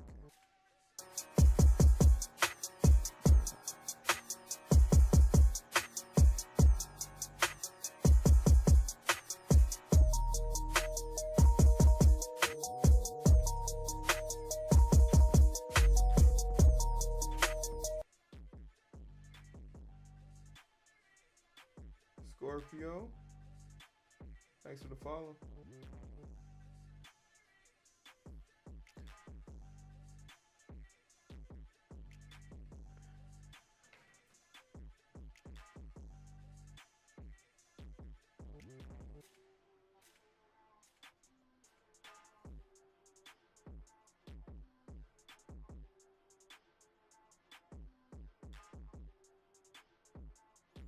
Oh shit, it's that whole entire thing? No. I'ma get $1 million in the bank. $1 million in the bank. $1 million in the bank. I'ma get $1 million in the bank. Yeah. One song, 1 million, then I'm gone, huh? 1 billion, 1 city, then I'm gone, huh? Hate comments while I read 'em.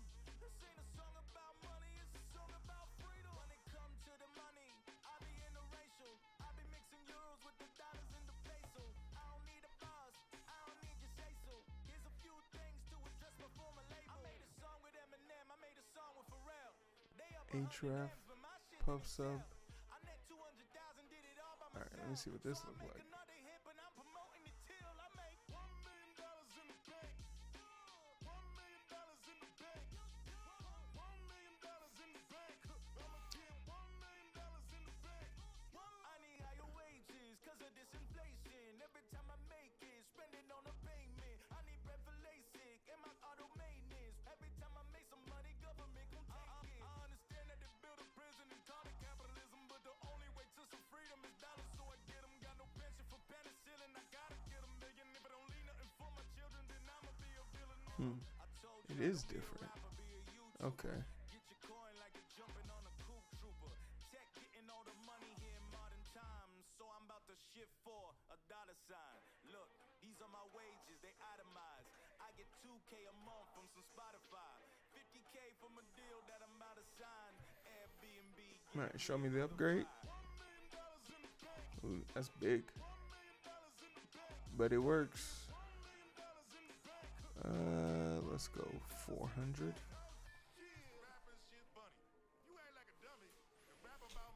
Much better. If you rap about something other than stacking your money, they gon' say that your silly little rapping is corny. Yo, who's at the top? Yeah, the plan is clear. You the man to fear till they see you hanging from a chandelier. That's a bar, yeah, another tier. I need a crib big enough to hold the ball and kick a putt in there.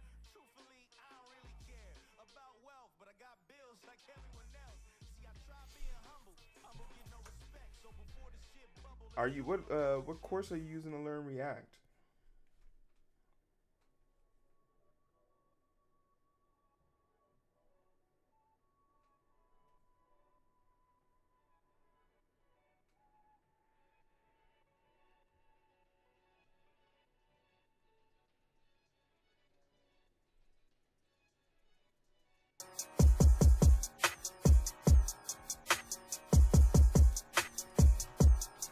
Yeah. Sir, why not? Sir, because.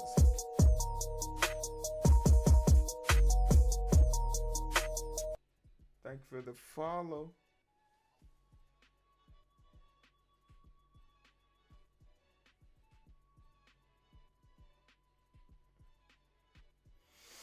Why not used to be the name of a club? Why not used to be the name of a club when I in my college town? And one time, all the football players got caught in the club. It was 2 nights before a football game, so I don't even know why the coach was tripping. But he showed up to Why Nots, and he got on the mic and said, if you play for UAPB's football team, just know you've been marked as absent at the tonight's check-in, and you're going to be running in the morning. The girl I was dancing on said, look, your coach on the stage. I was like, damn.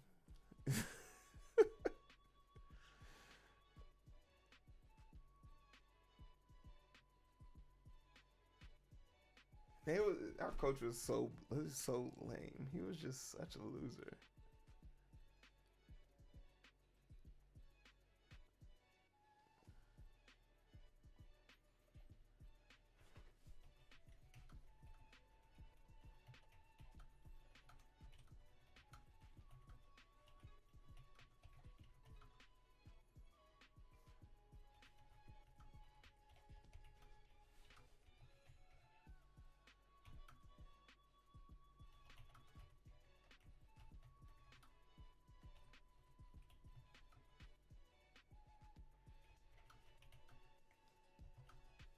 Is the token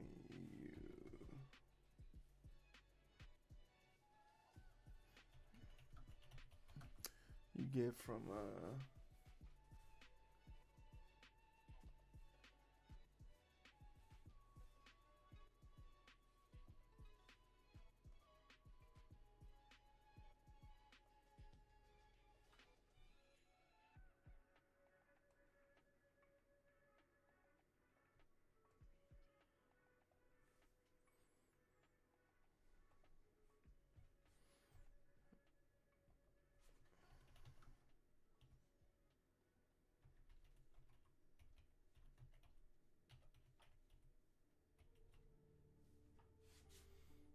what's the actual name of that website?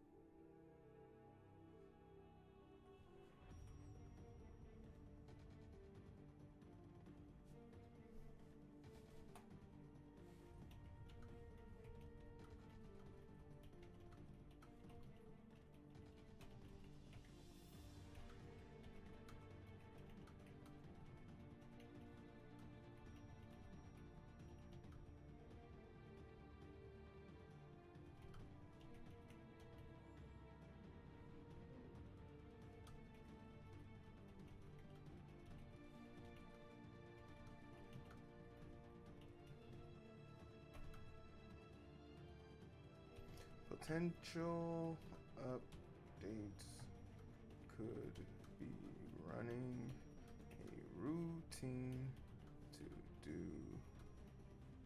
this automatically every 30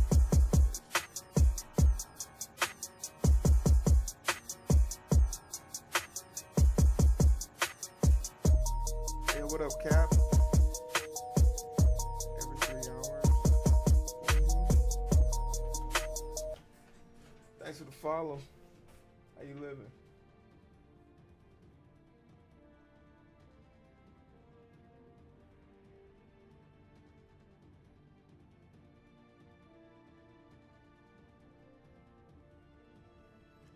And we in here trying to get it, man. Got an interview coming up, so I want to make sure my GitHub is up to date, looks presentable.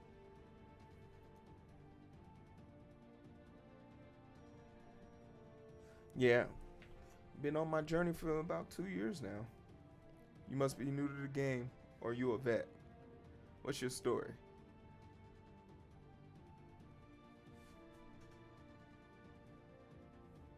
I don't know, man. I've been interviewing for a long time. And I just feel like these companies don't know what they really want. Do they want someone with 10 years of experience, or do they want someone they can mold? Huh? Oh, you're not a good fit for this. We need someone with 10 years experience. It says on the job application you only need 2 years of experience. Yeah, but interviewing with you has made us realize we probably need someone more experienced. I was like, Or when the same company calls you back for 2 separate interviews, and the people interviewing the same people. Nah, y'all gotta pay me to come back. I will say they did flew me out.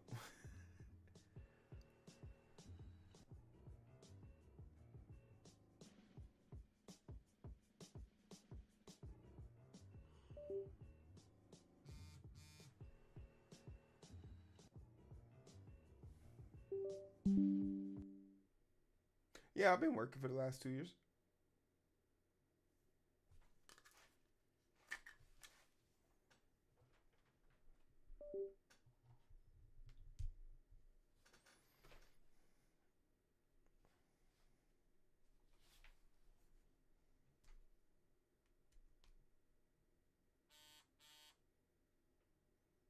That's an aggressive vibration.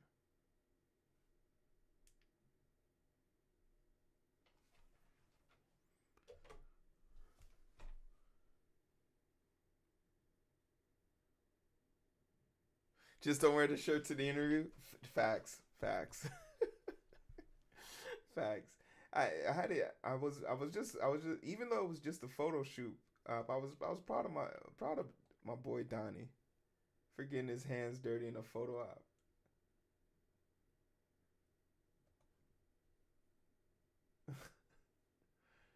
Robo, what's up? Oh yeah, Robo, get that easy 3rd place.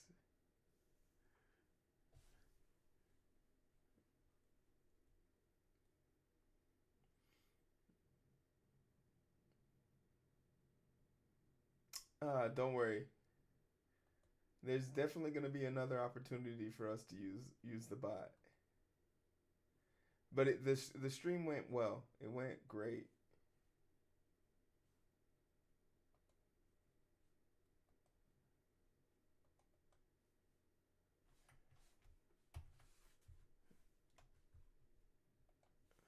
It went well. I'm actually doing the GitHub repository for it now.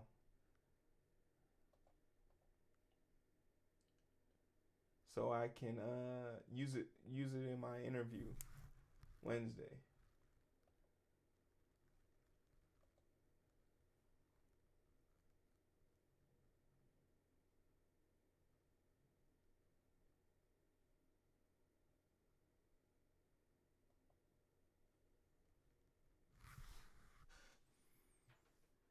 Beep beep beep beep beep.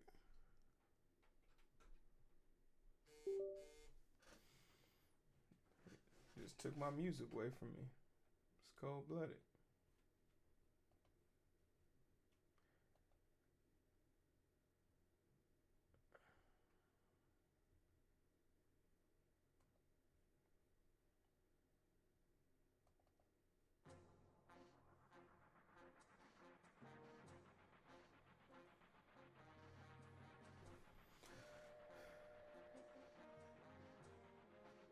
Yeah, anyone can use it actually. And from what I can tell, nobody has made a bot that adds sub. So a late feature I added off stream was, and when people subscribe to the channel, it adds an hour to it. So it looks like no one has ever done bits and a subscription, right? But you could really use this for anything. You could potentially use this to do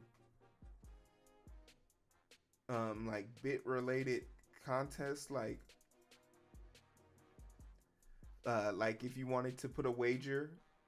I don't know what the rule is, but if you guys wanted to place a bet, like who's gonna win a fight, you could have people put their money on who's gonna win, stuff like that.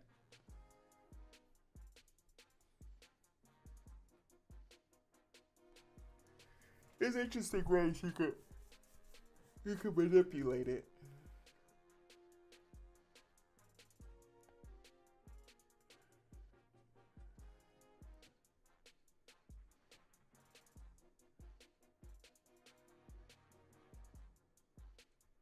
No, I mean whoever wants to use it, but like, yeah. So like, I think we got the preview of it, but yeah, this would be your aesthetic.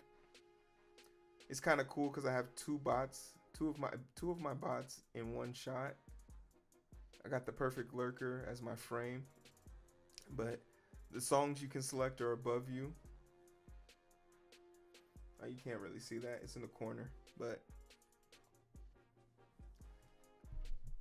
we're trying to make something for the people.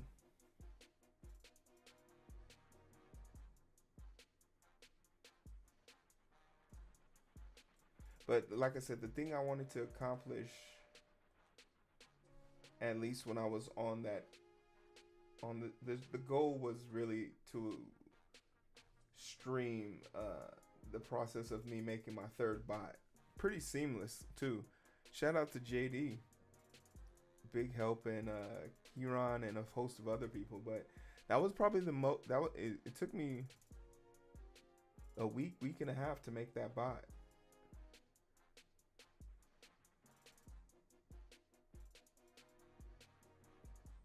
Really, all you need is you just need to set up your Twitch dev account.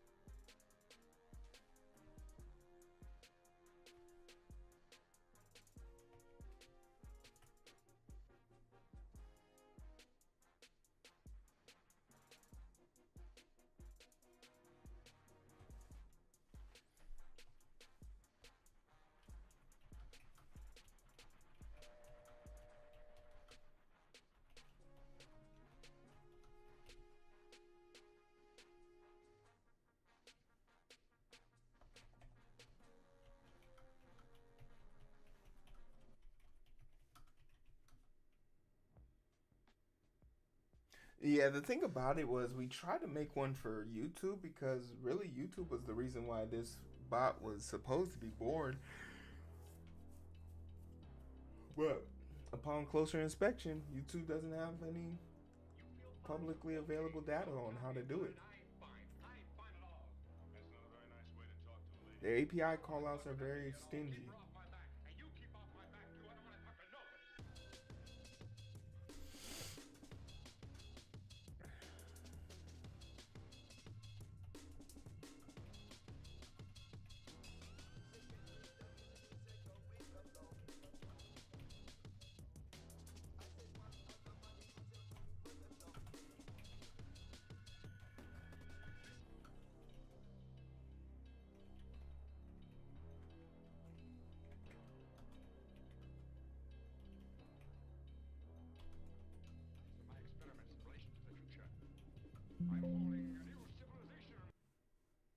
What the hell?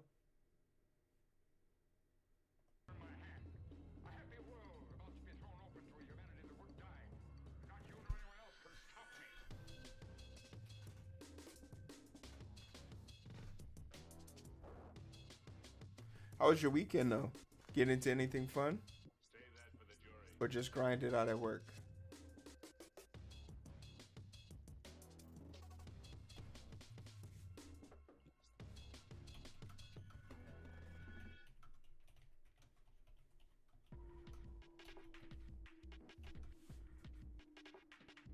Oh yeah, that's right. You on vacation.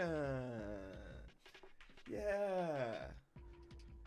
We ended up playing for 7 hours, but my fingers got pretty messed up. Apparently, I needed my calluses to be thicker. So after 7 hours, we stopped. And then we just played Call of Duty. And I got a season high 4 kills.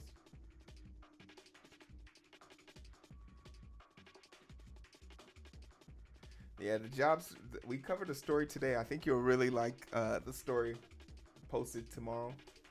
Maybe in 2 days. Because I have an extra video, so I'll probably post it in 2 days. But I think you'll really enjoy the video about the issue Gen Z is going through right now.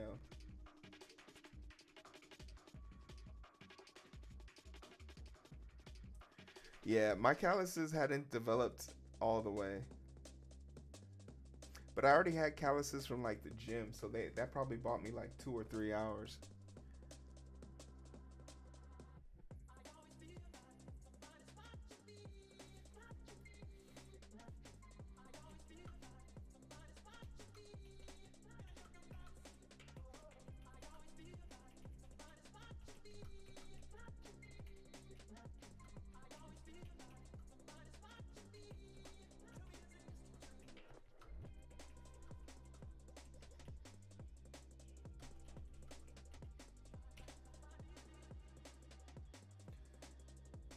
Uh, I know enough to play your favorite song.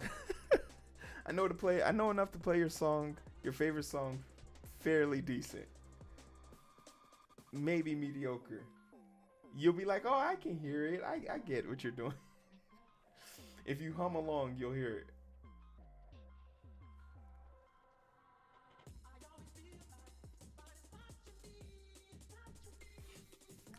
it. So during the stream, we had 4 song requests, and all 4 songs I increased by 10%. But I think the thing that I just wasn't prepared to do was like all the scales, and then I played the Zack Snyder Man of Steel theme song. I really like that song. We found a tab version of that, and we really got to jam out with that. I really enjoyed that. Bennett, Bennett, Bennett, boom, da da da da da, boom, da da da da da, boom, da da. Yeah, I really had fun with that. And we got 6 high scores on like arcade games in the guitar. I really enjoyed it. It's something I'll probably pull out again.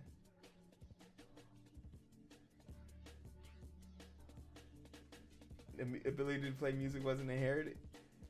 I think it's just like, very much so, music is just like drawing. I do believe you need I think like no one in my house can draw, but I just had a passion for scribbling. It was something I think like intuitively as a kid. As soon as I picked up the tool, I knew that this item I could use to express myself. And the fact that when I moved something happened and no one could change it. It was permanent. And then with that, like as a young child, I incorporated that. So I feel you on not having that internal clock, but I think like the urge to create something is what makes people want to like yearn those talents. But if you ain't got the gene, you ain't got the gene. But you can always get it through hard work. Damn, and I was sitting here without. It was live for like around that 4-hour mark where I was kicking up a sweat, like I was going after it. We played Heart-Shaped Box, and we played a song by Machine. Oh, drawing something you can do? Well, you might appreciate it. You might appreciate my comic book. You might appreciate the comic book. Book 3, I promise you, by the end of this year, before the end of this year, we will publish book 3 of the comic book. I promise you. I promise you that. Oh man, Ran, where are you in this world, Ran? We need to get you some fiber internet, baby.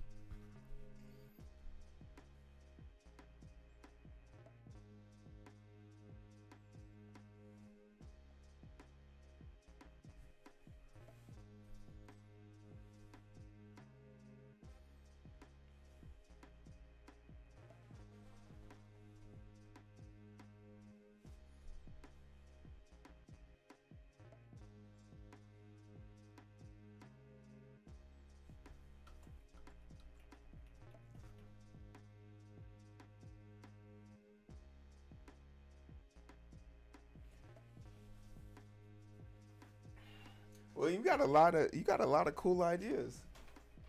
You need to start putting those things to paper.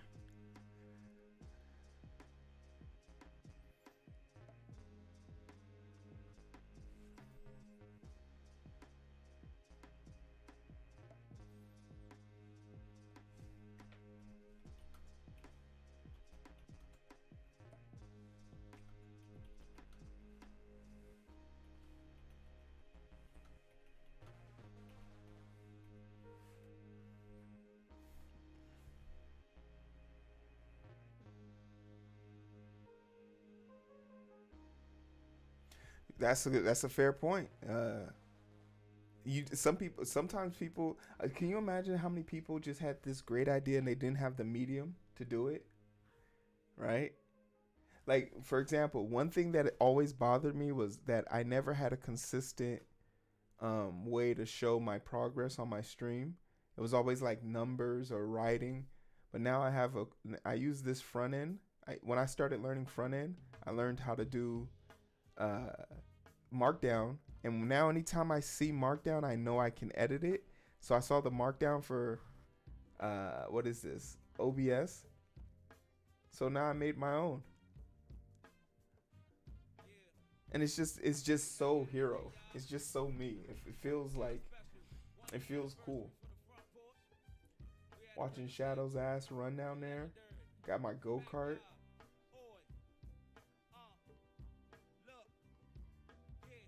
Like my channel's just full of stuff that I've made.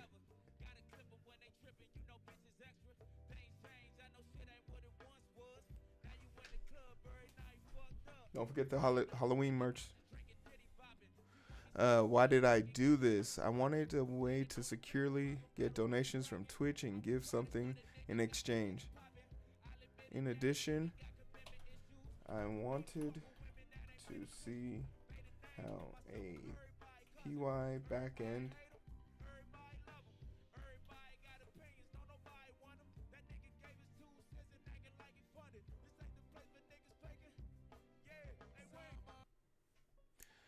I wanted to see a PY backend run JS front, and it worked pretty seamlessly.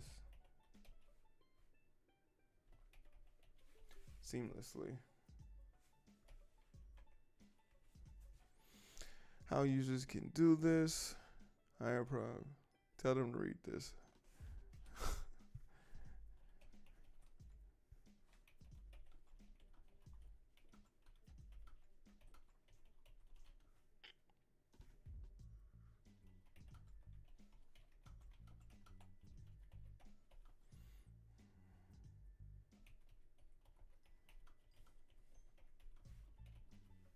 Test yourself. Here's a summary. Alright. Went to Wally World in the earlier evenings and the modem was not working either. I was about to call the ISP. The ISP, and then I figured out the modem was a broken return. Someone took their broken modem, swapped it, and then took the broken modem back to the store. The store must have put that shit back on the shelf. I hate when they do. And I specifically ask for, because like my voice box machine was designed or my forcep for my microphone that powers my microphone, it like started smoking. So I asked for a replacement, and I specifically said I do not want to reimburse a one that you fixed or fixed. I want my shit brand new. And they're like, we don't decide that. I was like, motherfucker, this warranty says I get my money back, or I get equivalent. And seeing as how it's only been 3 months, I want the equivalent, because I will take my money back. So you figure that out. And the first one they sent me was a reimbursed, refurbished one. And then I called them and made a big hubbub about it. More importantly, I wrote a review that I emailed to them that I was going to post, and they definitely fixed it. When you know someone is serious when they write an email. You want to get something, you want to prove a point, write an email, because that means you're not angry anymore. You are methodically thinking about how to extract your revenge. And once you post that, there's no taking that down. You could post that on Yelp, Google, Yahoo, Reddit, Twitter, Facebook, anywhere.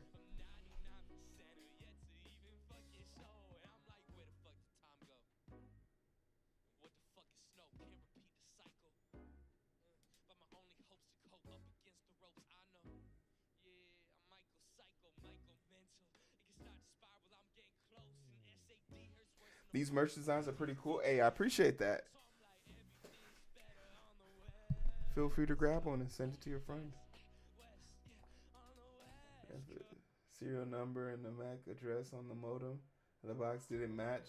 I wanted an example of getting a busted refurb. Oh, what a horrible, horrible ordeal.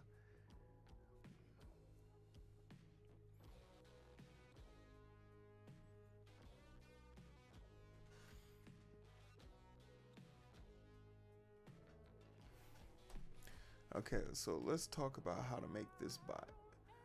Event handling for Q.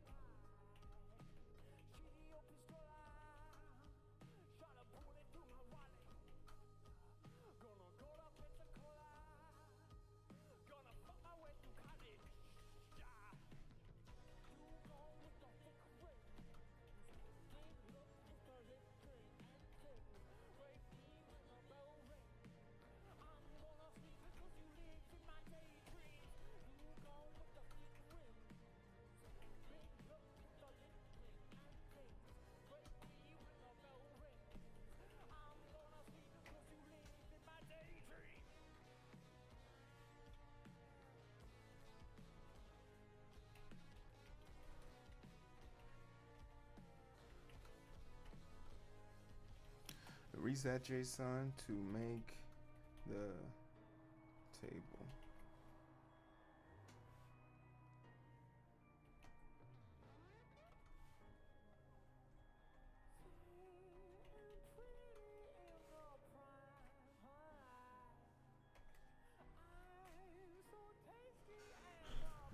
I like how under 4 users you hire a program. Yeah, because I think the only reason why we moved so quickly through this is because we've done this 3 times. But Twitch.io's documentation is dog water. And if you're first starting out, you're not going to have a good time. So it's a good challenge if you've done it once. Went to Best Buy. This time it wasn't a return refurb. The serial number of the MAC address and the box modem. I came off with a steal with my PlayStation 5 Pro. With my PlayStation 5, it was actually return, But the reason when they returned it, the thing that they returned, they just basically took the stand. They took the stand and the cable to charge the controller. So basically, they went into a Walmart, bought the PlayStation 5, took the controller and the stand, and then returned it. And by the time they opened, the person who accepted the return, they were just looking for the controller and the system. So they didn't pay no mind to it. And it wasn't until somebody returned it, was like, man, this one doesn't have a fucking stand in it, and it doesn't have a cable to charge my cord. And then you know what I did? And then it was marked off for it was marked off $115. So you know what I did? I got the PlayStation 5.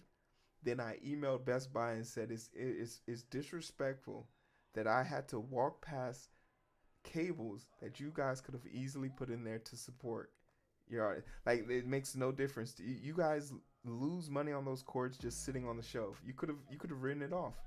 And they're like, you're right, we need to do better. Like, the stand is made by PlayStation 5. I get it. You don't have that. But you guys have the cable. There's no reason why this. So I was like, you guys need to give me the cable. And the fact that I had to tell you guys this, you should give it to me for free. Because I can write a review. But Best Buy don't fuck around. They gave it to me.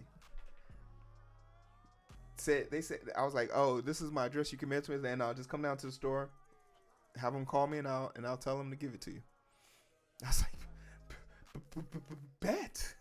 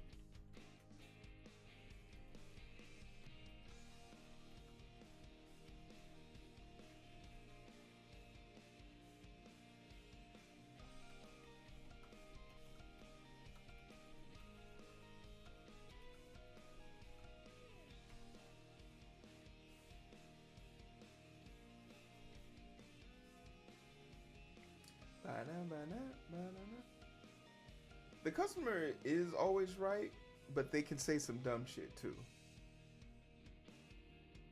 Right? The customer's always right, but they can say some dumb shit. As long as you ain't out here saying some dumb shit.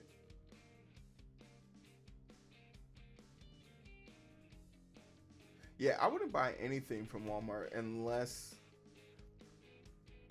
like it's sealed. Like, this is not me bashing in Walmart, but it is me bashing Walmart. Because fuck them. That's why.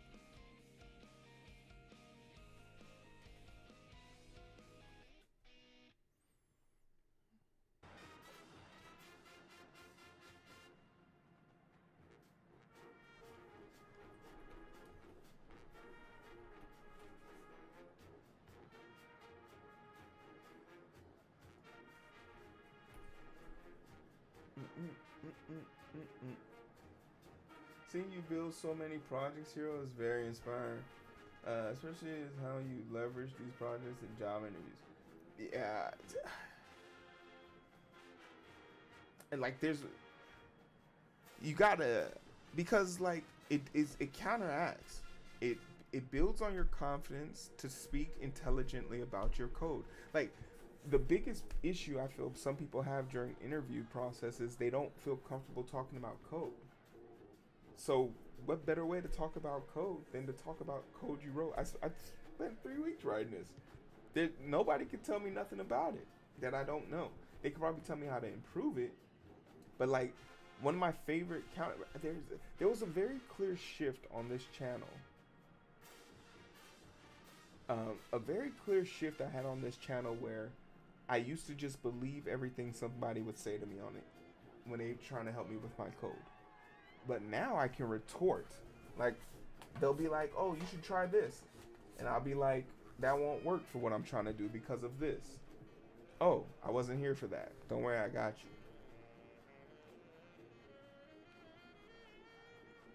But you gotta build. You have to build.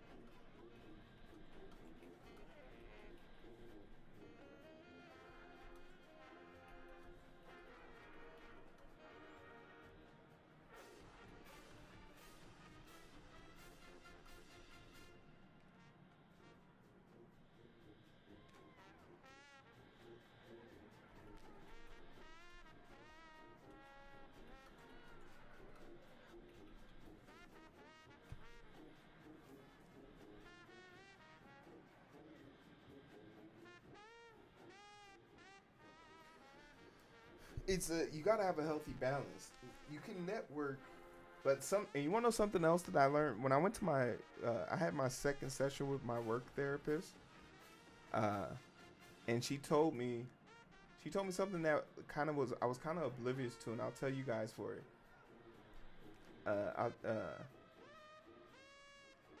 She said, I told her about this Microsoft VP who I had a conversation with. And granted, the Microsoft VP I met through a friend, and that friend aren't friends anymore. She didn't like the way I greeted one of my fellow strangers on stream. But needless to say, on the first conversation I had with that VP, he said, "Oh yeah, you have the skills for blank. I think you would do well in this, and you should pursue this." And I proceeded to say, "Oh, cool. Can you put me in contact with someone of that caliber or that interest set?" And he said, "No, he doesn't really have eyes in that category." And in my mind, I immediately thought, "Well, this is bullshit. You didn't tell me. You didn't help me at all. But my therapist helped me realize that actually they did their job. They did what they're supposed to. They looked at my resume, they saw my strengths, and they said, that way. Now, I'm mad because he didn't give me a ride, but he's going in the other direction. I can't be mad. I wouldn't be mad at someone in real life if I asked them for a ride and they told me they were going the other direction. But I should be grateful that they told me which way to go.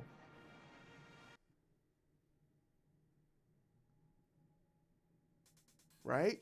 So too quickly, when we meet people, we put a lot of faith that they're going to be able to solve all of our problems. They're not. You have to understand why you're meeting people. If you're just meeting people for the sake of meeting people, you're wasting time. You need to be meeting people that can point you in the right direction. That can give you a direction. You still gotta climb. You still gotta walk. You still gotta carry your own bag. I was talking to someone who works at EY, And I haven't been able to figure out how to crack the EY interview process. I've gotten a call back, I've gotten an initial call, but I can never get past that second level. And when I talked to somebody on LinkedIn, I was like, man, you just tell me what I'm missing. He was like, to be honest, every recruiter's plugging your resume into this bot. Until this bot says you're 90% or greater, they won't do anything. They'll give you, and if they're desperate, they'll give an 80%er a chance.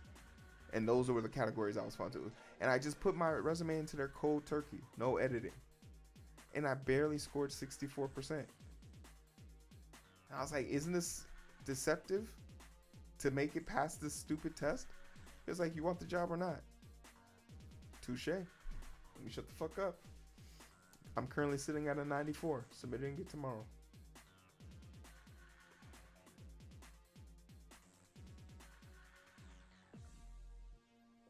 Yeah, but I think that's where you can embellish yourself a little bit, right?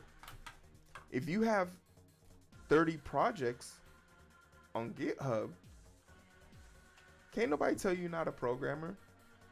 First you gotta believe you're a programmer. If you don't believe you're a programmer, no one else is gonna believe it. So when people say, "Hey, what have you done, motherfucker? What haven't I done?" I integrated a backend with JavaScript using Python. Talk gently to me. Hey, what up, Fire Code? Gen Z can't get jobs, so they're bringing their boomer parents. Man, when I post this video, it's pretty funny, but that was pretty much the gist. I was kind of shocked, but I kind of have, after reading it and seeing some of the data points on it. It stresses how damaging the pandemic really was, and how unprepared people really were to go out into the real world. A generation is going to be scarred for sure.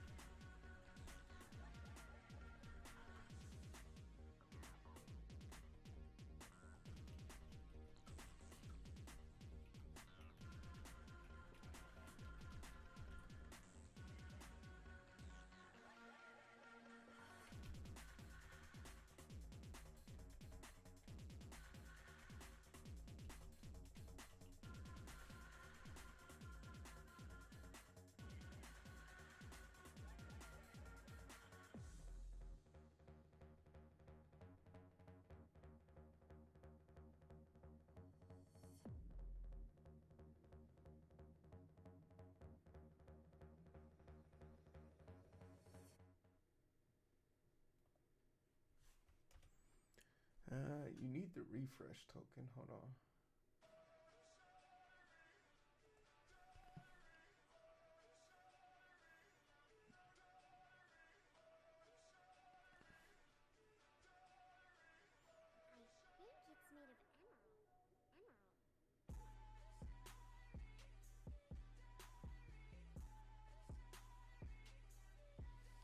Yeah, you need all of this.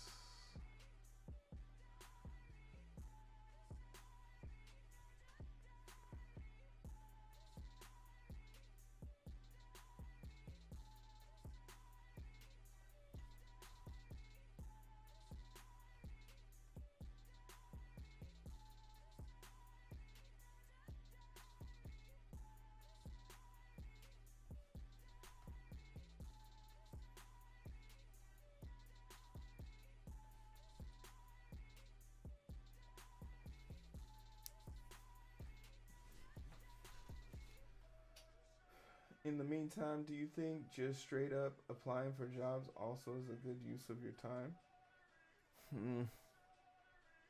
So I have to go back to like my building blocks. My building blocks tell me, and I'm gonna stop talking about this because you're supposed to be on vacation. My building blocks told me when I first got this job 2 years ago, I didn't have any experience, but I had to pass a test. So the test gave me the ability to validate my skill set. Cool. So going back to that same logic, I need something to validate that what I'm putting in this resume, I can back up. You have two choices: job experience, or in a test, or you can use your job experience and your portfolio. But moreover, build the build the projects your company is looking to have built, right?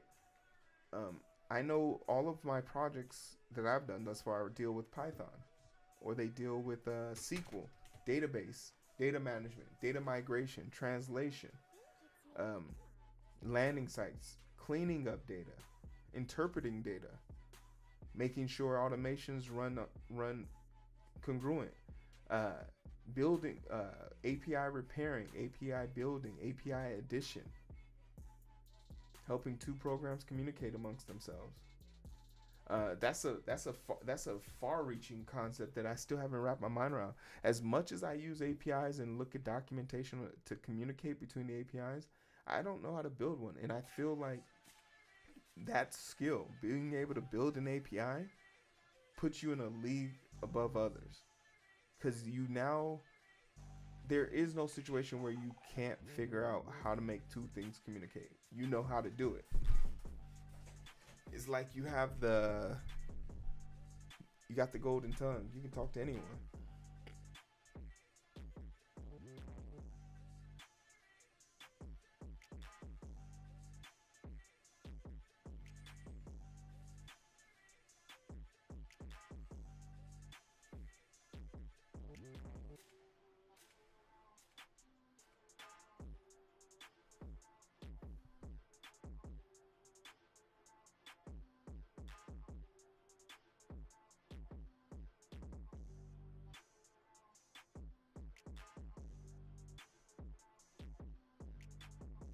Yeah, Ren. But I mean, if I had that in my repertoire, I feel like that's just a natural progression. You use the front end aspect of an API, and then one day you come across an API that's just not doing it for you, and you want to know why. Luckily for me, I haven't like come across. Well, yeah, I have come across shitty APIs, but I have gotten a taste of it when I saw the API improvement that Sockhead made for Twitch.io's audio processing. That was pretty impressive.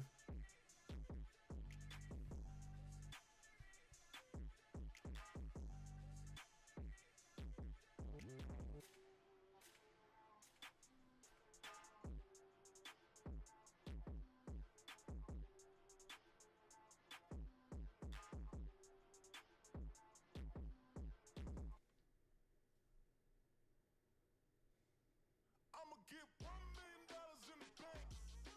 $1 million in the bank. $1 million in the bank. I'ma get $1 million in the bank. Yeah, one song, 1 million, then I'm gone, huh? 1 billion, one city, then I'm gone, huh? Hate comments while I read 'em. This ain't a song about money, it's a song about freedom. When it comes to the money, I be interracial. I be mixing euros with the dollars and the peso. I don't need a boss, I don't need your say so. Here's a few things to address. Run the Python script. To start the bot, simply run the main py file. Interacts with the Twitch chat. They can be prioritized by requesting.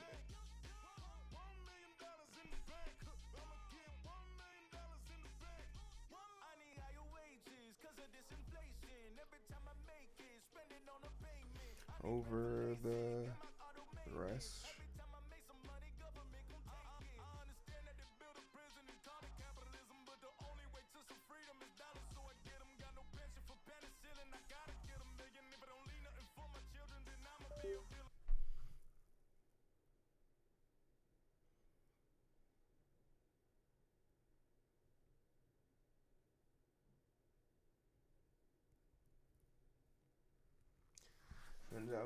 I think the thing that I'm really just waiting for is the election to be over, when these companies are gonna have the balls to like hire because they're gonna have the confidence of knowing if their industry, how badly their industry is gonna be impacted based on who wins, right? Um, but another thing that's just like irritating is sort of like it's just been the monotony of the year.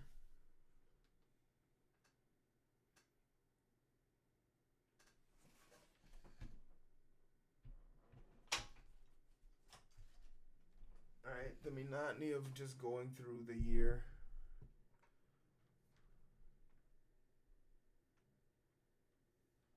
and not knowing, right? And like how fortunate I am that like my company has seen value in me for X amount of years. And I mean, I work my ass off while I'm there.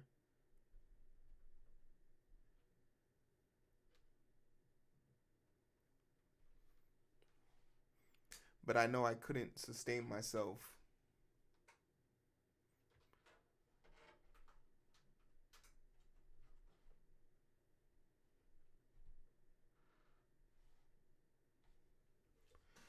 That's why that's why I still got to work. That's why I still got to work at the hospital, right? No questions asked. I'm at that hospital every weekend or I'm on call.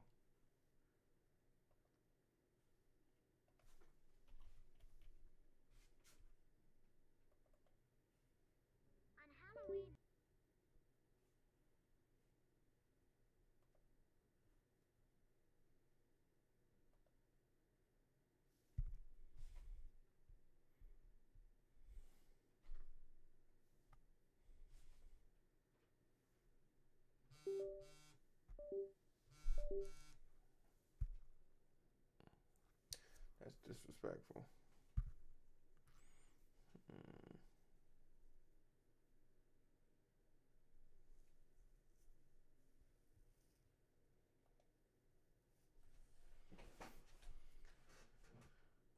I was always doubtful, but I've been emboldened by my ability to change career 2 times prior successfully, right? When I got cut from the Giants, I thought that was the worst day of my life. I I was actually ashamed to go back home. I didn't know how to look people in the face. Like maybe they would think less of me because I couldn't, find another team. And and literally there was a group of people who were just so happy to see me, just to tell them how, just to tell me how they would show me them pictures of anytime I was on TV and stuff like that. And that's what happens. You get stuck in your own head. You become disillusioned to the grandeur of your mind and not realizing that the world is way more compact and way more direct, way more forgiving. But the routine has always been the same. You struggle, you figure it out, you try something, it works or fails. And yeah, I think I personally that was the curse I personally put on them. You cut me 2 days after the Super Bowl. You guys aren't gonna see the. You guys won't see the fucking playoffs. Not till I die. When I die, you guys can go back. Am I petty? You better believe it.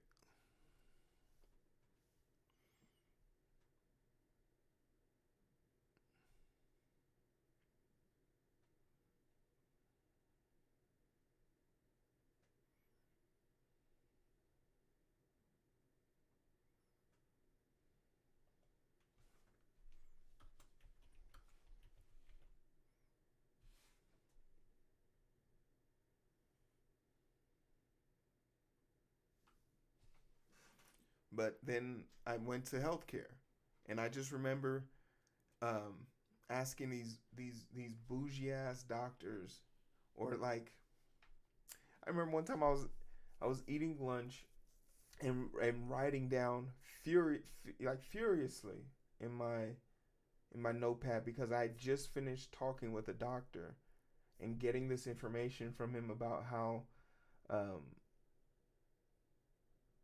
how these multiphalangic nerves in your face, and like why it's important when you're fixing these cleft lips, that you need nerve palates to be able to be working there, because their ability to articulate words, uh, put things in their mouth, hold things, like the functionality of it is very important.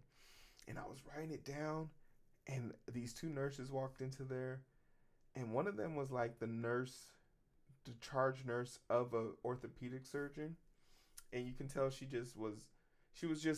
had a cushy job.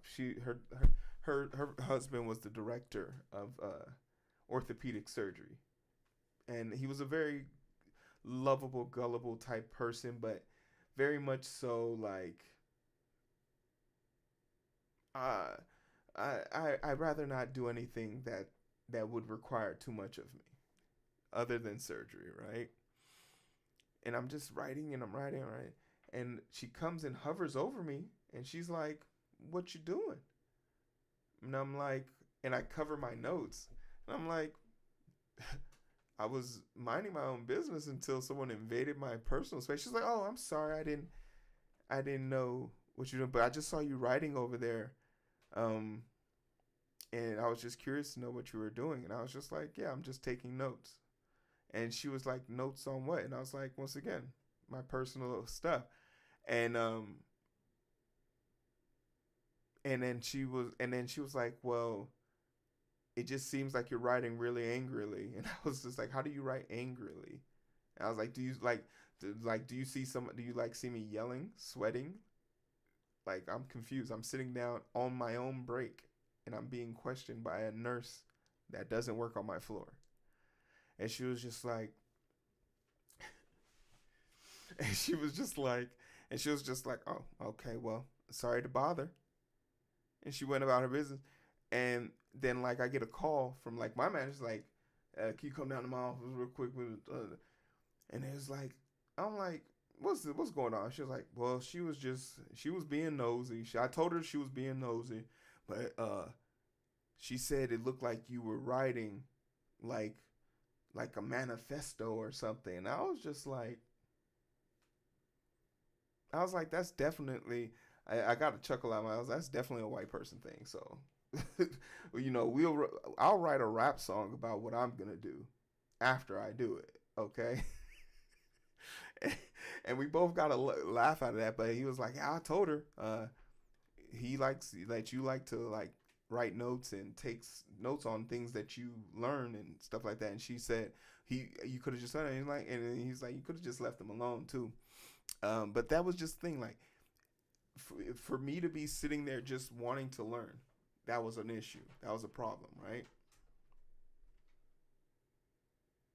And that's why I was so grateful to the one doctor. And I think I became more of a recluse in the operating room, because then I started being a recluse. And then I ran into the heart surgeon after witnessing my first transplant.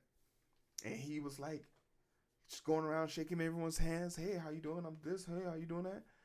And then he was like, "What do you do?" And I was like, "Oh, I'm here to witness the body and count the organs." And he was like, "Oh, you're the forensic tech?" I was like, "Yeah." He was like, "Hey, have you ever seen one of these?" I was like, "No." And he was like, and he looks to his nurse and he's like, "Hey, get him set up for surgery. You're gonna be my assistant today." And I was like, "Oh, oh, okay, oh, okay." And the way he just took his time to break everything down, he was so gracious. There was a few panicked moments and everything, but the way he controlled the room, I was like, this is a man of passion and power. Like, he glowed as he walked through. He had the hair and everything. He had the chest hair coming out. I was mystified by it. If I was gay, in fact, in that moment I was gay. That man changed me. And I just remember his last words to me. It's like, "Oh, hero, man, you're gonna do great. You're gonna do great things, because we do need people to tell people's stories. When someone dies, no one can tell this story except for you. You will know what they felt, You will know what they think. You know what was the last thing they ate. You'll know if they were hungry. You'll know if they were in pain. You'll know if it was quick. You'll know if it's slow. You'll know everything about them. Their deepest, darkest secrets. But he was like, but then there are some people who want to let people finish their own stories. Good luck to you. And he jetted away, walked into the light. And right then and there, I knew, I was like, oh, I want to do that.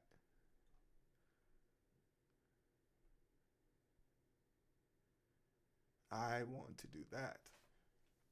Sign me up for that shit. You know, when you see somebody's meal at a restaurant, when you see somebody's meal at the restaurant and you got your head turning, everybody looking, that was me. I wanted to have what he was having. So now I'm a little older. I'm a little cooler. I figured out how the world works a little bit. You invest your money, save a little bit, own a property or two,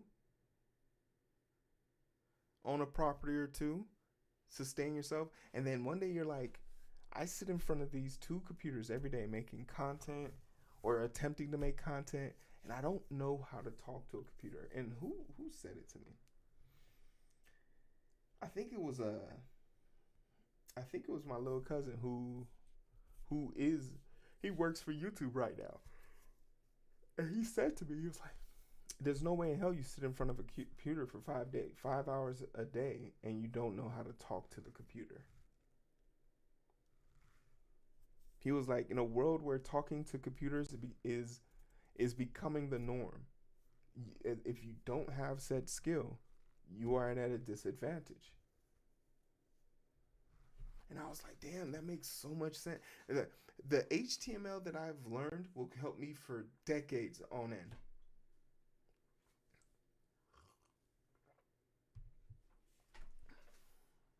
It'll let me add my own flair no matter what I'm doing.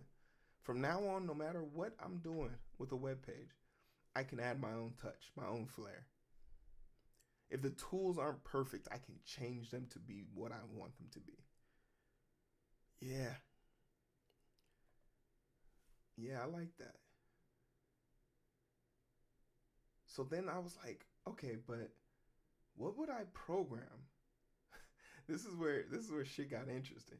What would I program if I could program anything?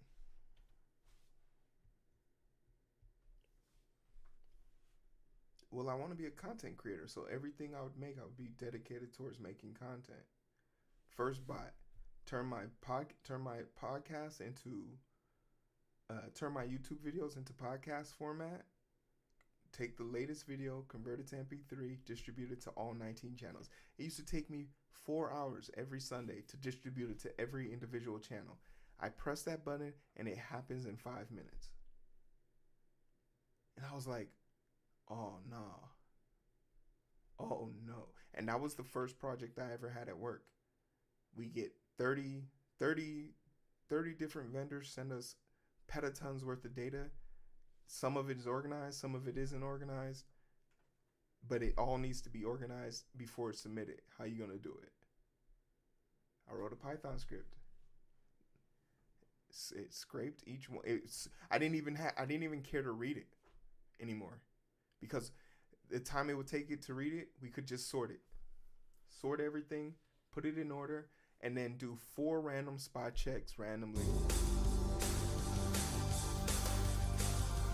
4 random spot checks.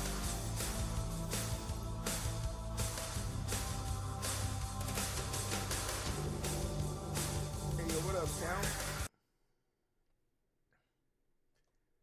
What's up, Count? How was the stream?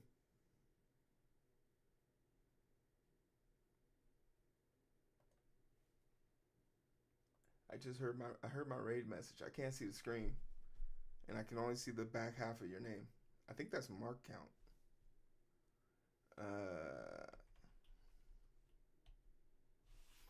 Yeah. What up, Count? On Halloween night, the great pumpkin rises out of its pumpkin What was you up to? What was you click? What was you fixing? What was you clicking? Let me give you a quick shout out.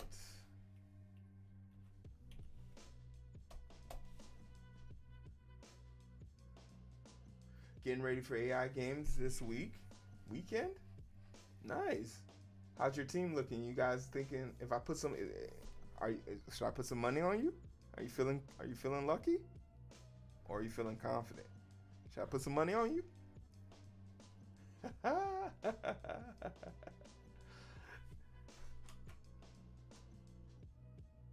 We pit AI versus each other. It's y'all versus them. Oh yeah, you can clutch that. I know you can clutch that. You need to create a wager system so I can win some money. All this sports book shit going on, you need to make it happen. Do I need to make a landing site? We place all the bets. You versus Skynet, I got my money on you. I mean, the house never loses. The house might give you an edge, but the house will never lose.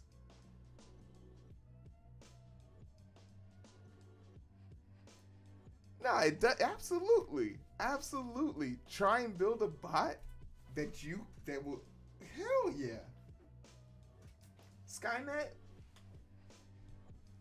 it'll be a fun collab. I'm working on my collab game. It's gonna be with the lurker bot that I have already, but I'm gonna upgrade the bot. I'm gonna upgrade this bot to make it work. So it'll be my chat versus other people's chat. So whoever's chat is getting the most support, they'll have more people in the race, and they'll get more points to use collectively. So they use their points collectively to attack each other. So I'll be excited to import this. Right now it's just my chat versus my chat, but I think we can make it a situation where it's my chat versus anyone else who wants to play.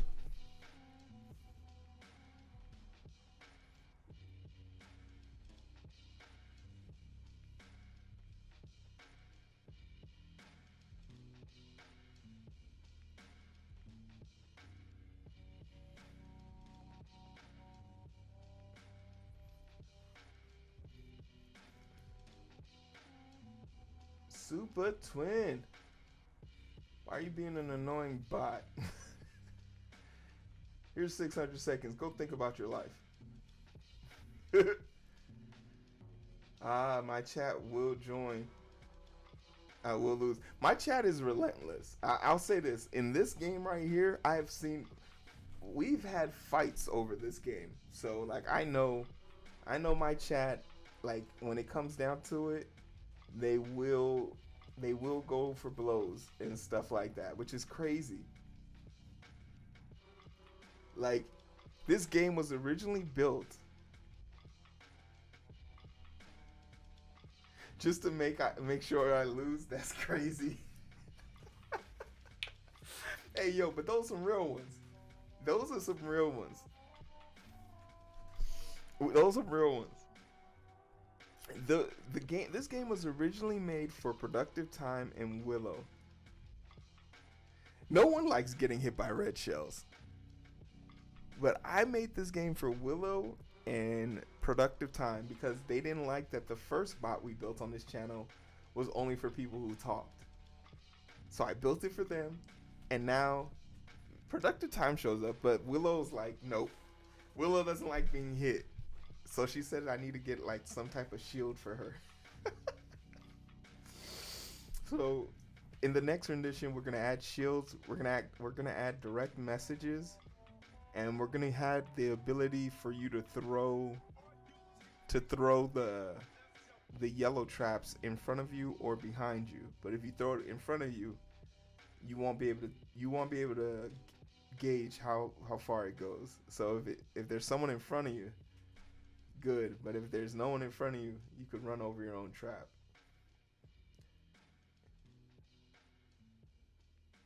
And we'll probably add a shield feature, and we'll make it a full map, so it'll go around the whole entire screen. But I feel like that would be really. I don't know how I feel about putting it over around the whole entire screen. No, get some rest, counts. Get some rest, get some rest. I appreciate the raid. Oh, I'm being so rude. Hey, how you guys doing? My name's Hero. This is Coding with Strangers. If you're like Count, had a long day, even if you didn't, stretch it out. Go get some water. Go relax. This is Coding with Strangers. However you choose to engage. We're currently working on the my bot GitHub repository because I got an interview coming up here. And I want to talk about this, so I want to make sure the documentation is up to speed, up to par.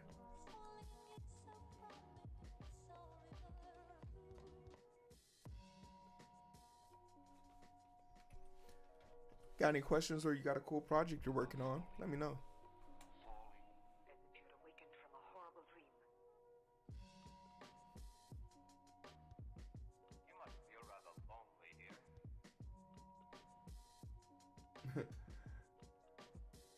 Wow, so clutch.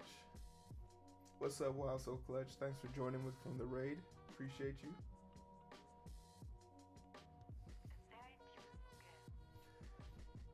Yeah, but I'm gonna make a blue shell, and the blue shell is gonna hit random people on the way to guaranteeing to hitting the first person. And it's randomly gonna take points off. It could be a 1, a 2, a 3, but the first person, the last person always gets 5. 5 rolls back. That's brutal. Ugh, that's brutal. And when I add those features, this game is gonna be pandemonium. Sheer pandemonium. But I do want to make the sprites a little bit bigger. That's why I want to put it on a bigger screen so we can make the sprites bigger.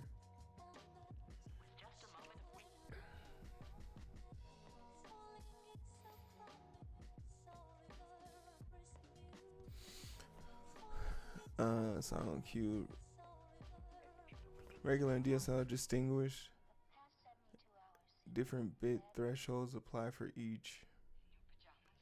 A countdown timer tracks the total time for all songs in the queue.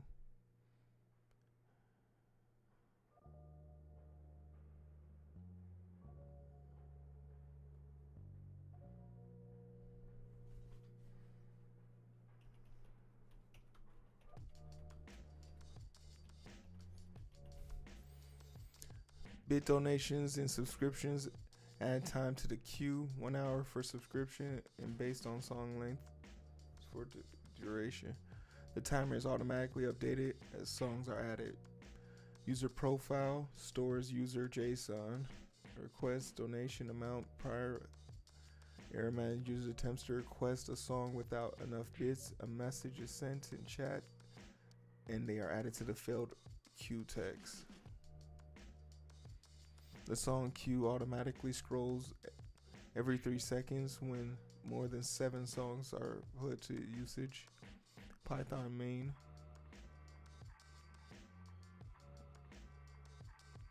You can request a song, CWS. Bots listen for the pub sub, JavaScript. Okay, cool. Need help? Okay. I think we're almost done here.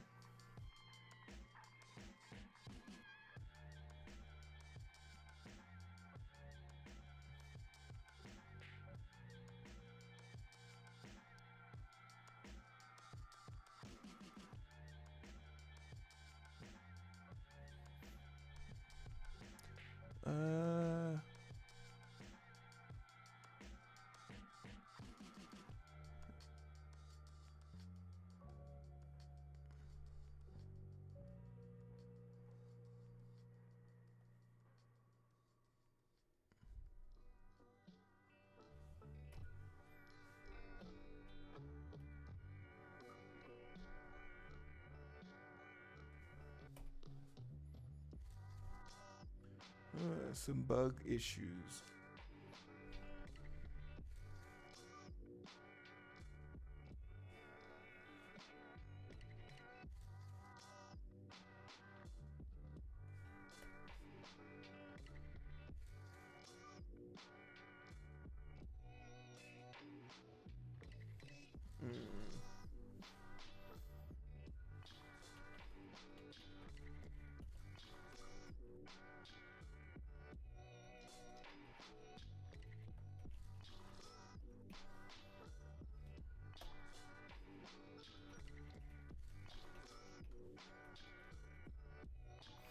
wanted to use Spotify's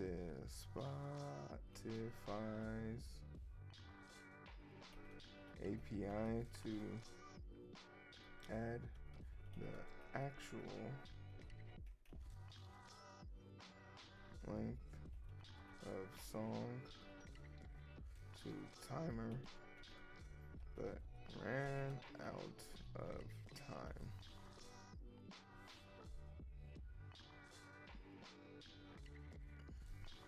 What was another issue I faced? Damn.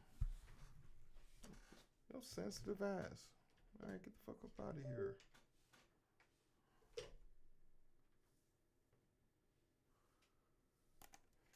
What was another feature I wanted to add, but I didn't?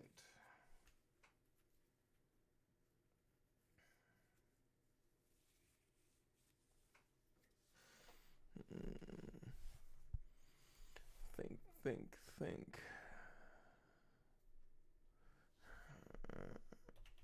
Maybe make font bigger.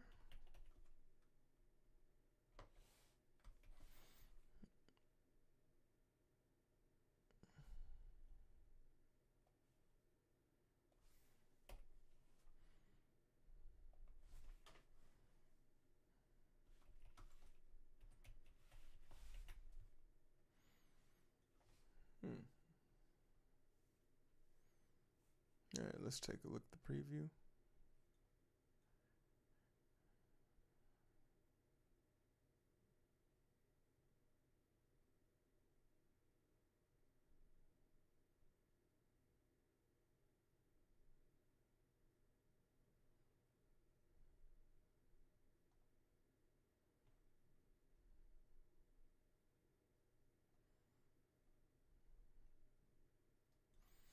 Alright, pretty informative. Let's commit.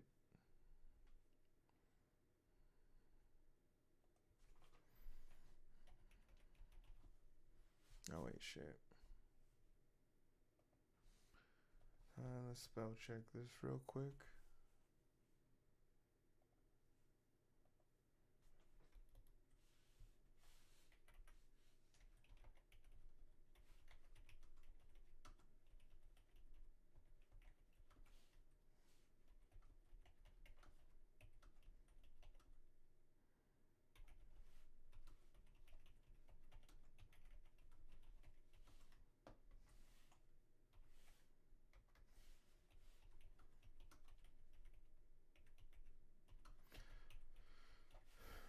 Language. Yeah, so it looks like I can't use my phone anymore. So, sometime tomorrow, I get off early. I'll try and make a playlist.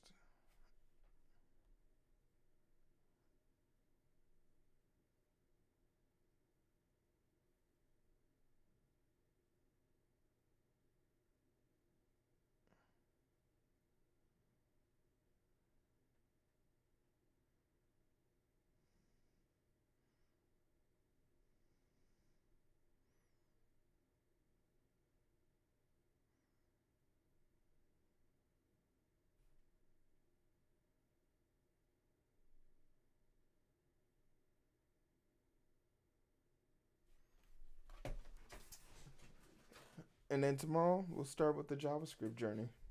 Not start. Try and get it finished, I guess.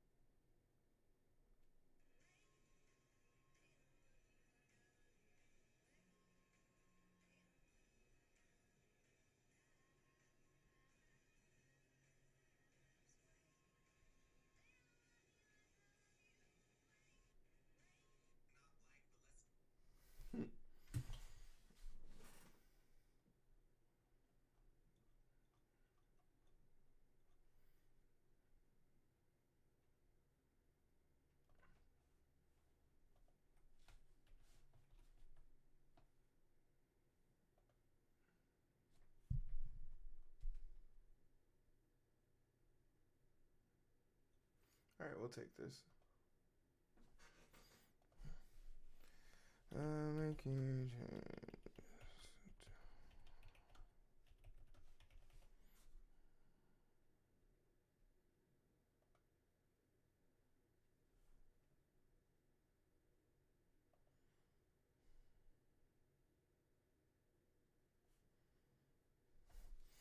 17% of the project is JavaScript.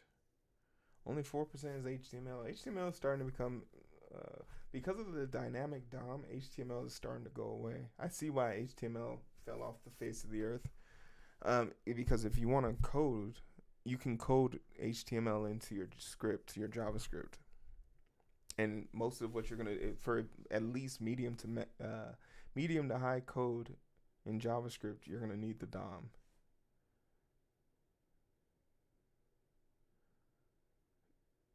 At this point, the HTML just serves as a landing site. So the index of the endpoint knows where the website is, where to go, what's going to be on the website, what generates it before it's populated. 63% of it's Python. Nice. Okay, then we can come over here. We can go to repository. One more. We're one project away. Do we already have the Battleship one? Yeah, damn, we do have the Battleship one.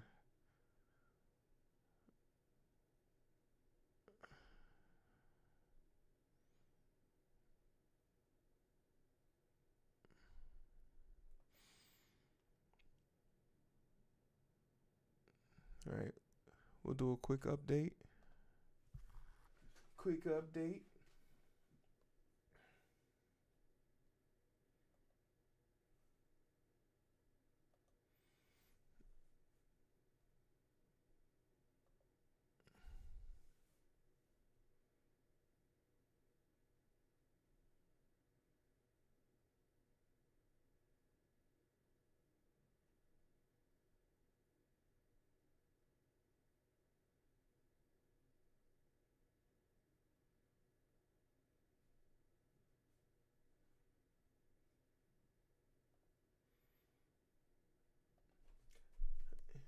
Hey, yo, what's up, Manny?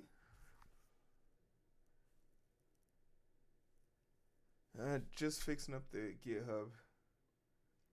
I want to show off some of my stuff during my interview.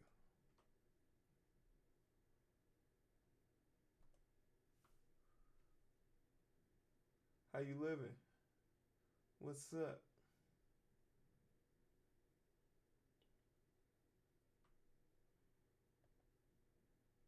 And then we can really focus this week on getting the battleship made for the final JavaScript project. And it's gonna be a situation where I know for sure, like, we'll probably use like placeholder items, and then like I can design my own, but we don't want to we don't want this to turn into an extended process.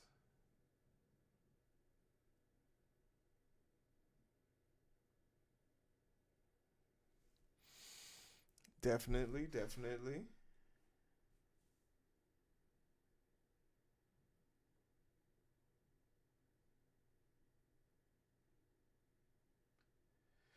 In large part,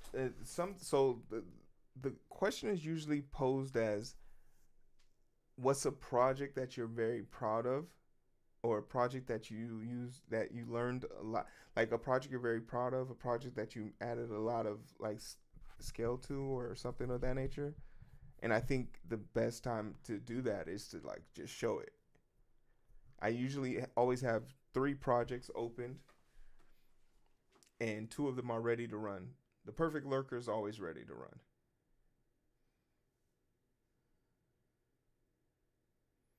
So it comes from that question.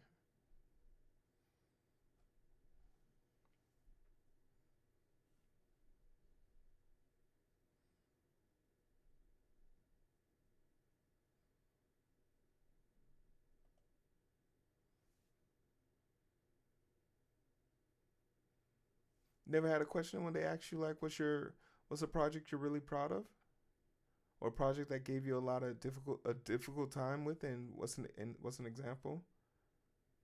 And it always helps whenever like, and I'll say this, um, whenever like the recruiter or something mentions it, and then like the person is like, "Ooh, can you show us that project that you were talking about with the recruiter?" And I'm like, "Absolutely."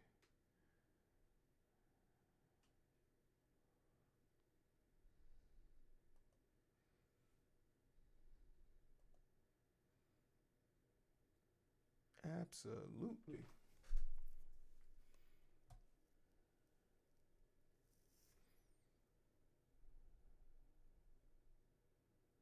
Yeah, I think there's very much a reference being put on like proving you can do the work that you say you can do.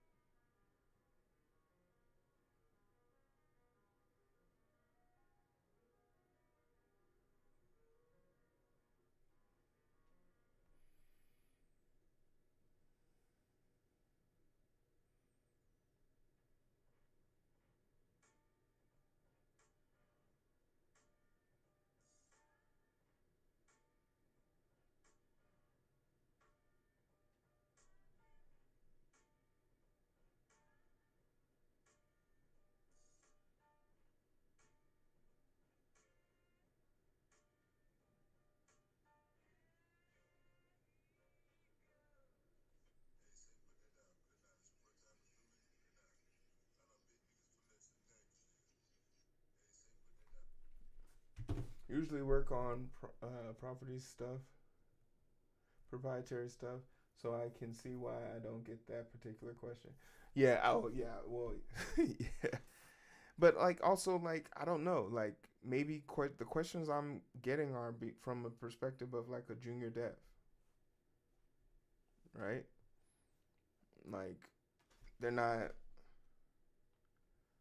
they're not like you're up there in your skill set. Like so you probably wouldn't no one would probably have the balls to ask you such a degrading question. Like what do you mean? What do I do when I face adversity? I solve the problem. I'm a senior dev. What type of question is this? Like I could very much see it like someone saying, "What would I do if the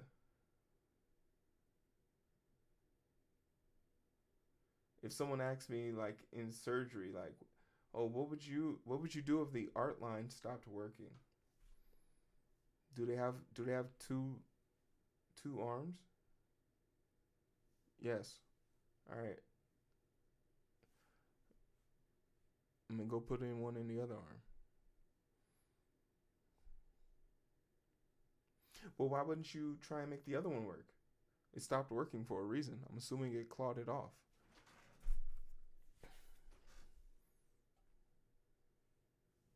Well, why don't you check for a kink? You didn't call me to check on a kink. That's what you called a technician for. You called me to start a new one. That's my job. I do procedures. I don't check equipment. But yeah, if you want me to, I could walk you through that. No problem. And then we can close the chapter on this. So we got that. Now we can look at this one. Open recent. Ooh, it's still in the main. It's in the main folder. Nice. Oh, we have absolutely nothing.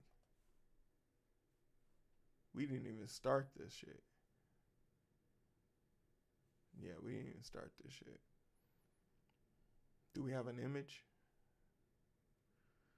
Oh, this is what we wanted to make. This is nice.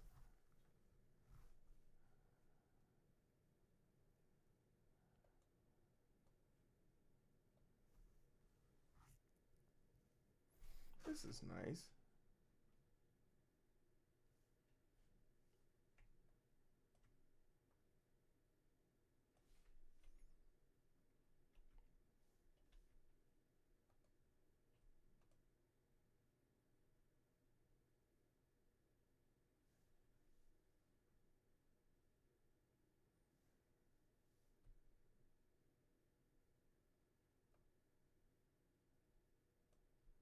and it looks like we're gonna put the first. That's adorable. That's actually adorable. It looks like we're gonna put the first project we ever made as the backdrop.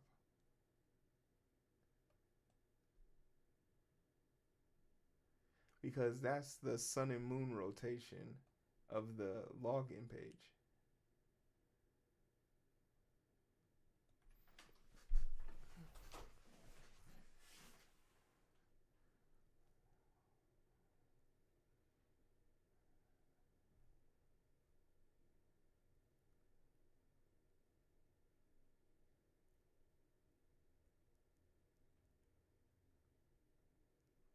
Well, so like I like to say I know SQL, but I only know like 6 queries to save my life.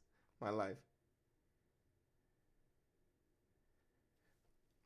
Like I know how to go down, especially if it's a sorted a well established pipeline, or they have good trees, then I can sort based on like the trees. But usually all I ever really need is just like the core patient information. So going down their tree is very much fundamental.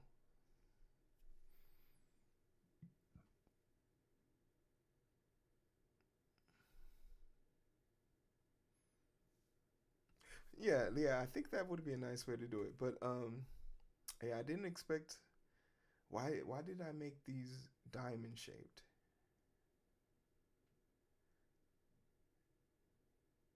Oh, what was I thinking? I must have already looked this up, so I must know that I can do it this way. That's why I'm doing it this way.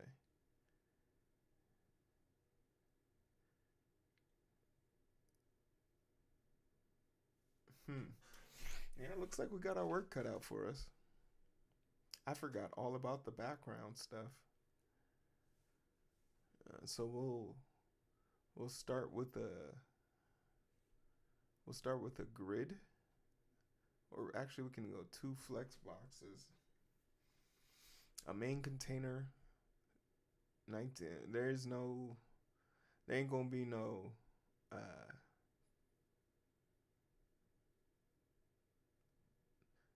ain't gonna be no responsive for this. You gonna get what you get.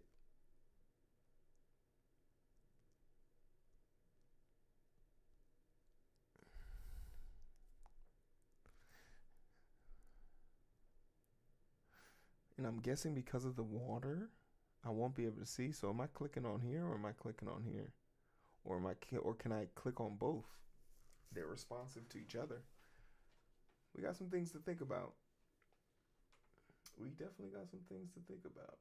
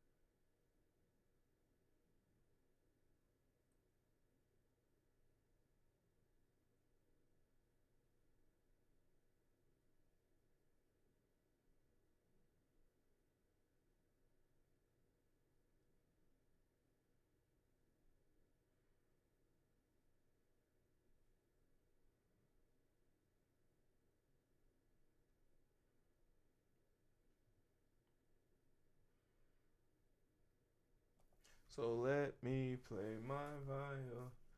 Making a battleship game? Yeah.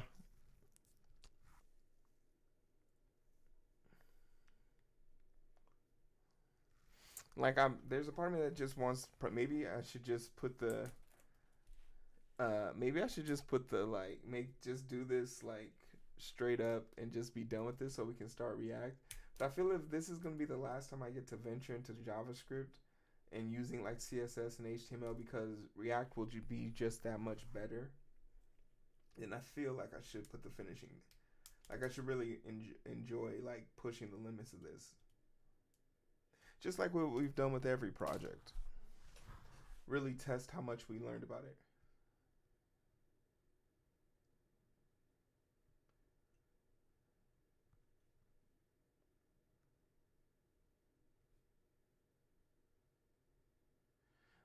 You should try to do some LeetCode SQL questions. They have them all skill level. I did about 30 or so myself. Oh, that's not a bad idea.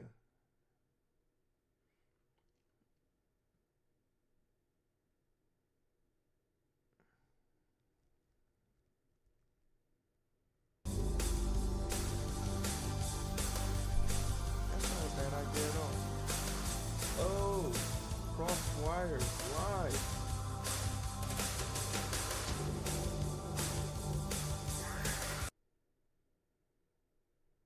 Or is it cross wires live? What do you prefer? I guess you can't really tell me.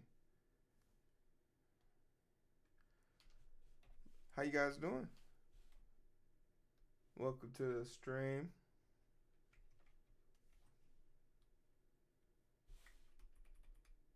My name's Hero. This is Coding with Strangers. Give them a shout out. You guys make sure you follow. We just finished wrapping on our bot for Twitch. We made a bot that will add songs to a list based on the amount of bits you give and actually add time to the sub. We finished that, so now we're going to start working on our next and our final project in the Odin project. So the new project is we're going to make a battleship game, which we're building up right now. But if you want to check out the GitHub repository on the thing, it's called The Strangest Queue. It looks like this, I think. Yeah, it looks like this. Boo, boo, boo, boo, boo. So basically, you can add songs down here. Priority songs turn up gold. Regular songs, completed songs, you can complete the songs. The list is up here. And you can just work it into your interface however you want to work it. But it's just a cool way to, if people wanted to pick songs to play. This was for Rocksmith, so these were actually guitar game songs that I played. But tell me, how was your stream? Y'all make sure y'all go follow Crossed Wires. Tell them a stranger sent you. We was about to exit stage left ourselves.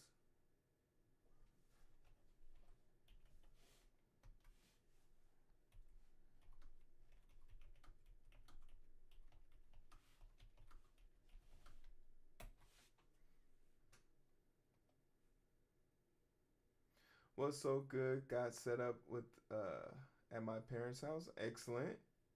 And was working on paperwork for treatment tomorrow. Nice.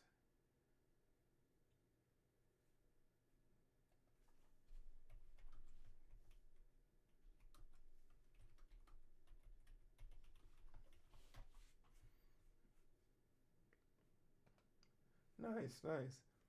Well, we'll be back tomorrow.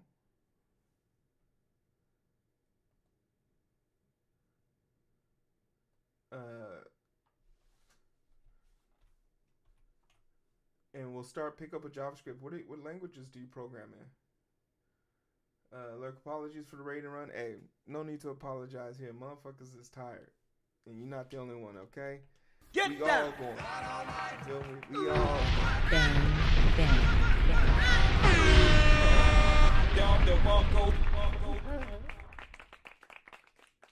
We all leaving. Here we go. I want to thank you all for kicking it. It was a good stream, getting ourselves back on track. We're gonna go see what Chrono is doing. It's been a minute since we've seen Chrono, so we're gonna go check on him. Let's talk about the winners and the losers. The perfect lurker, the streamers, the raiders.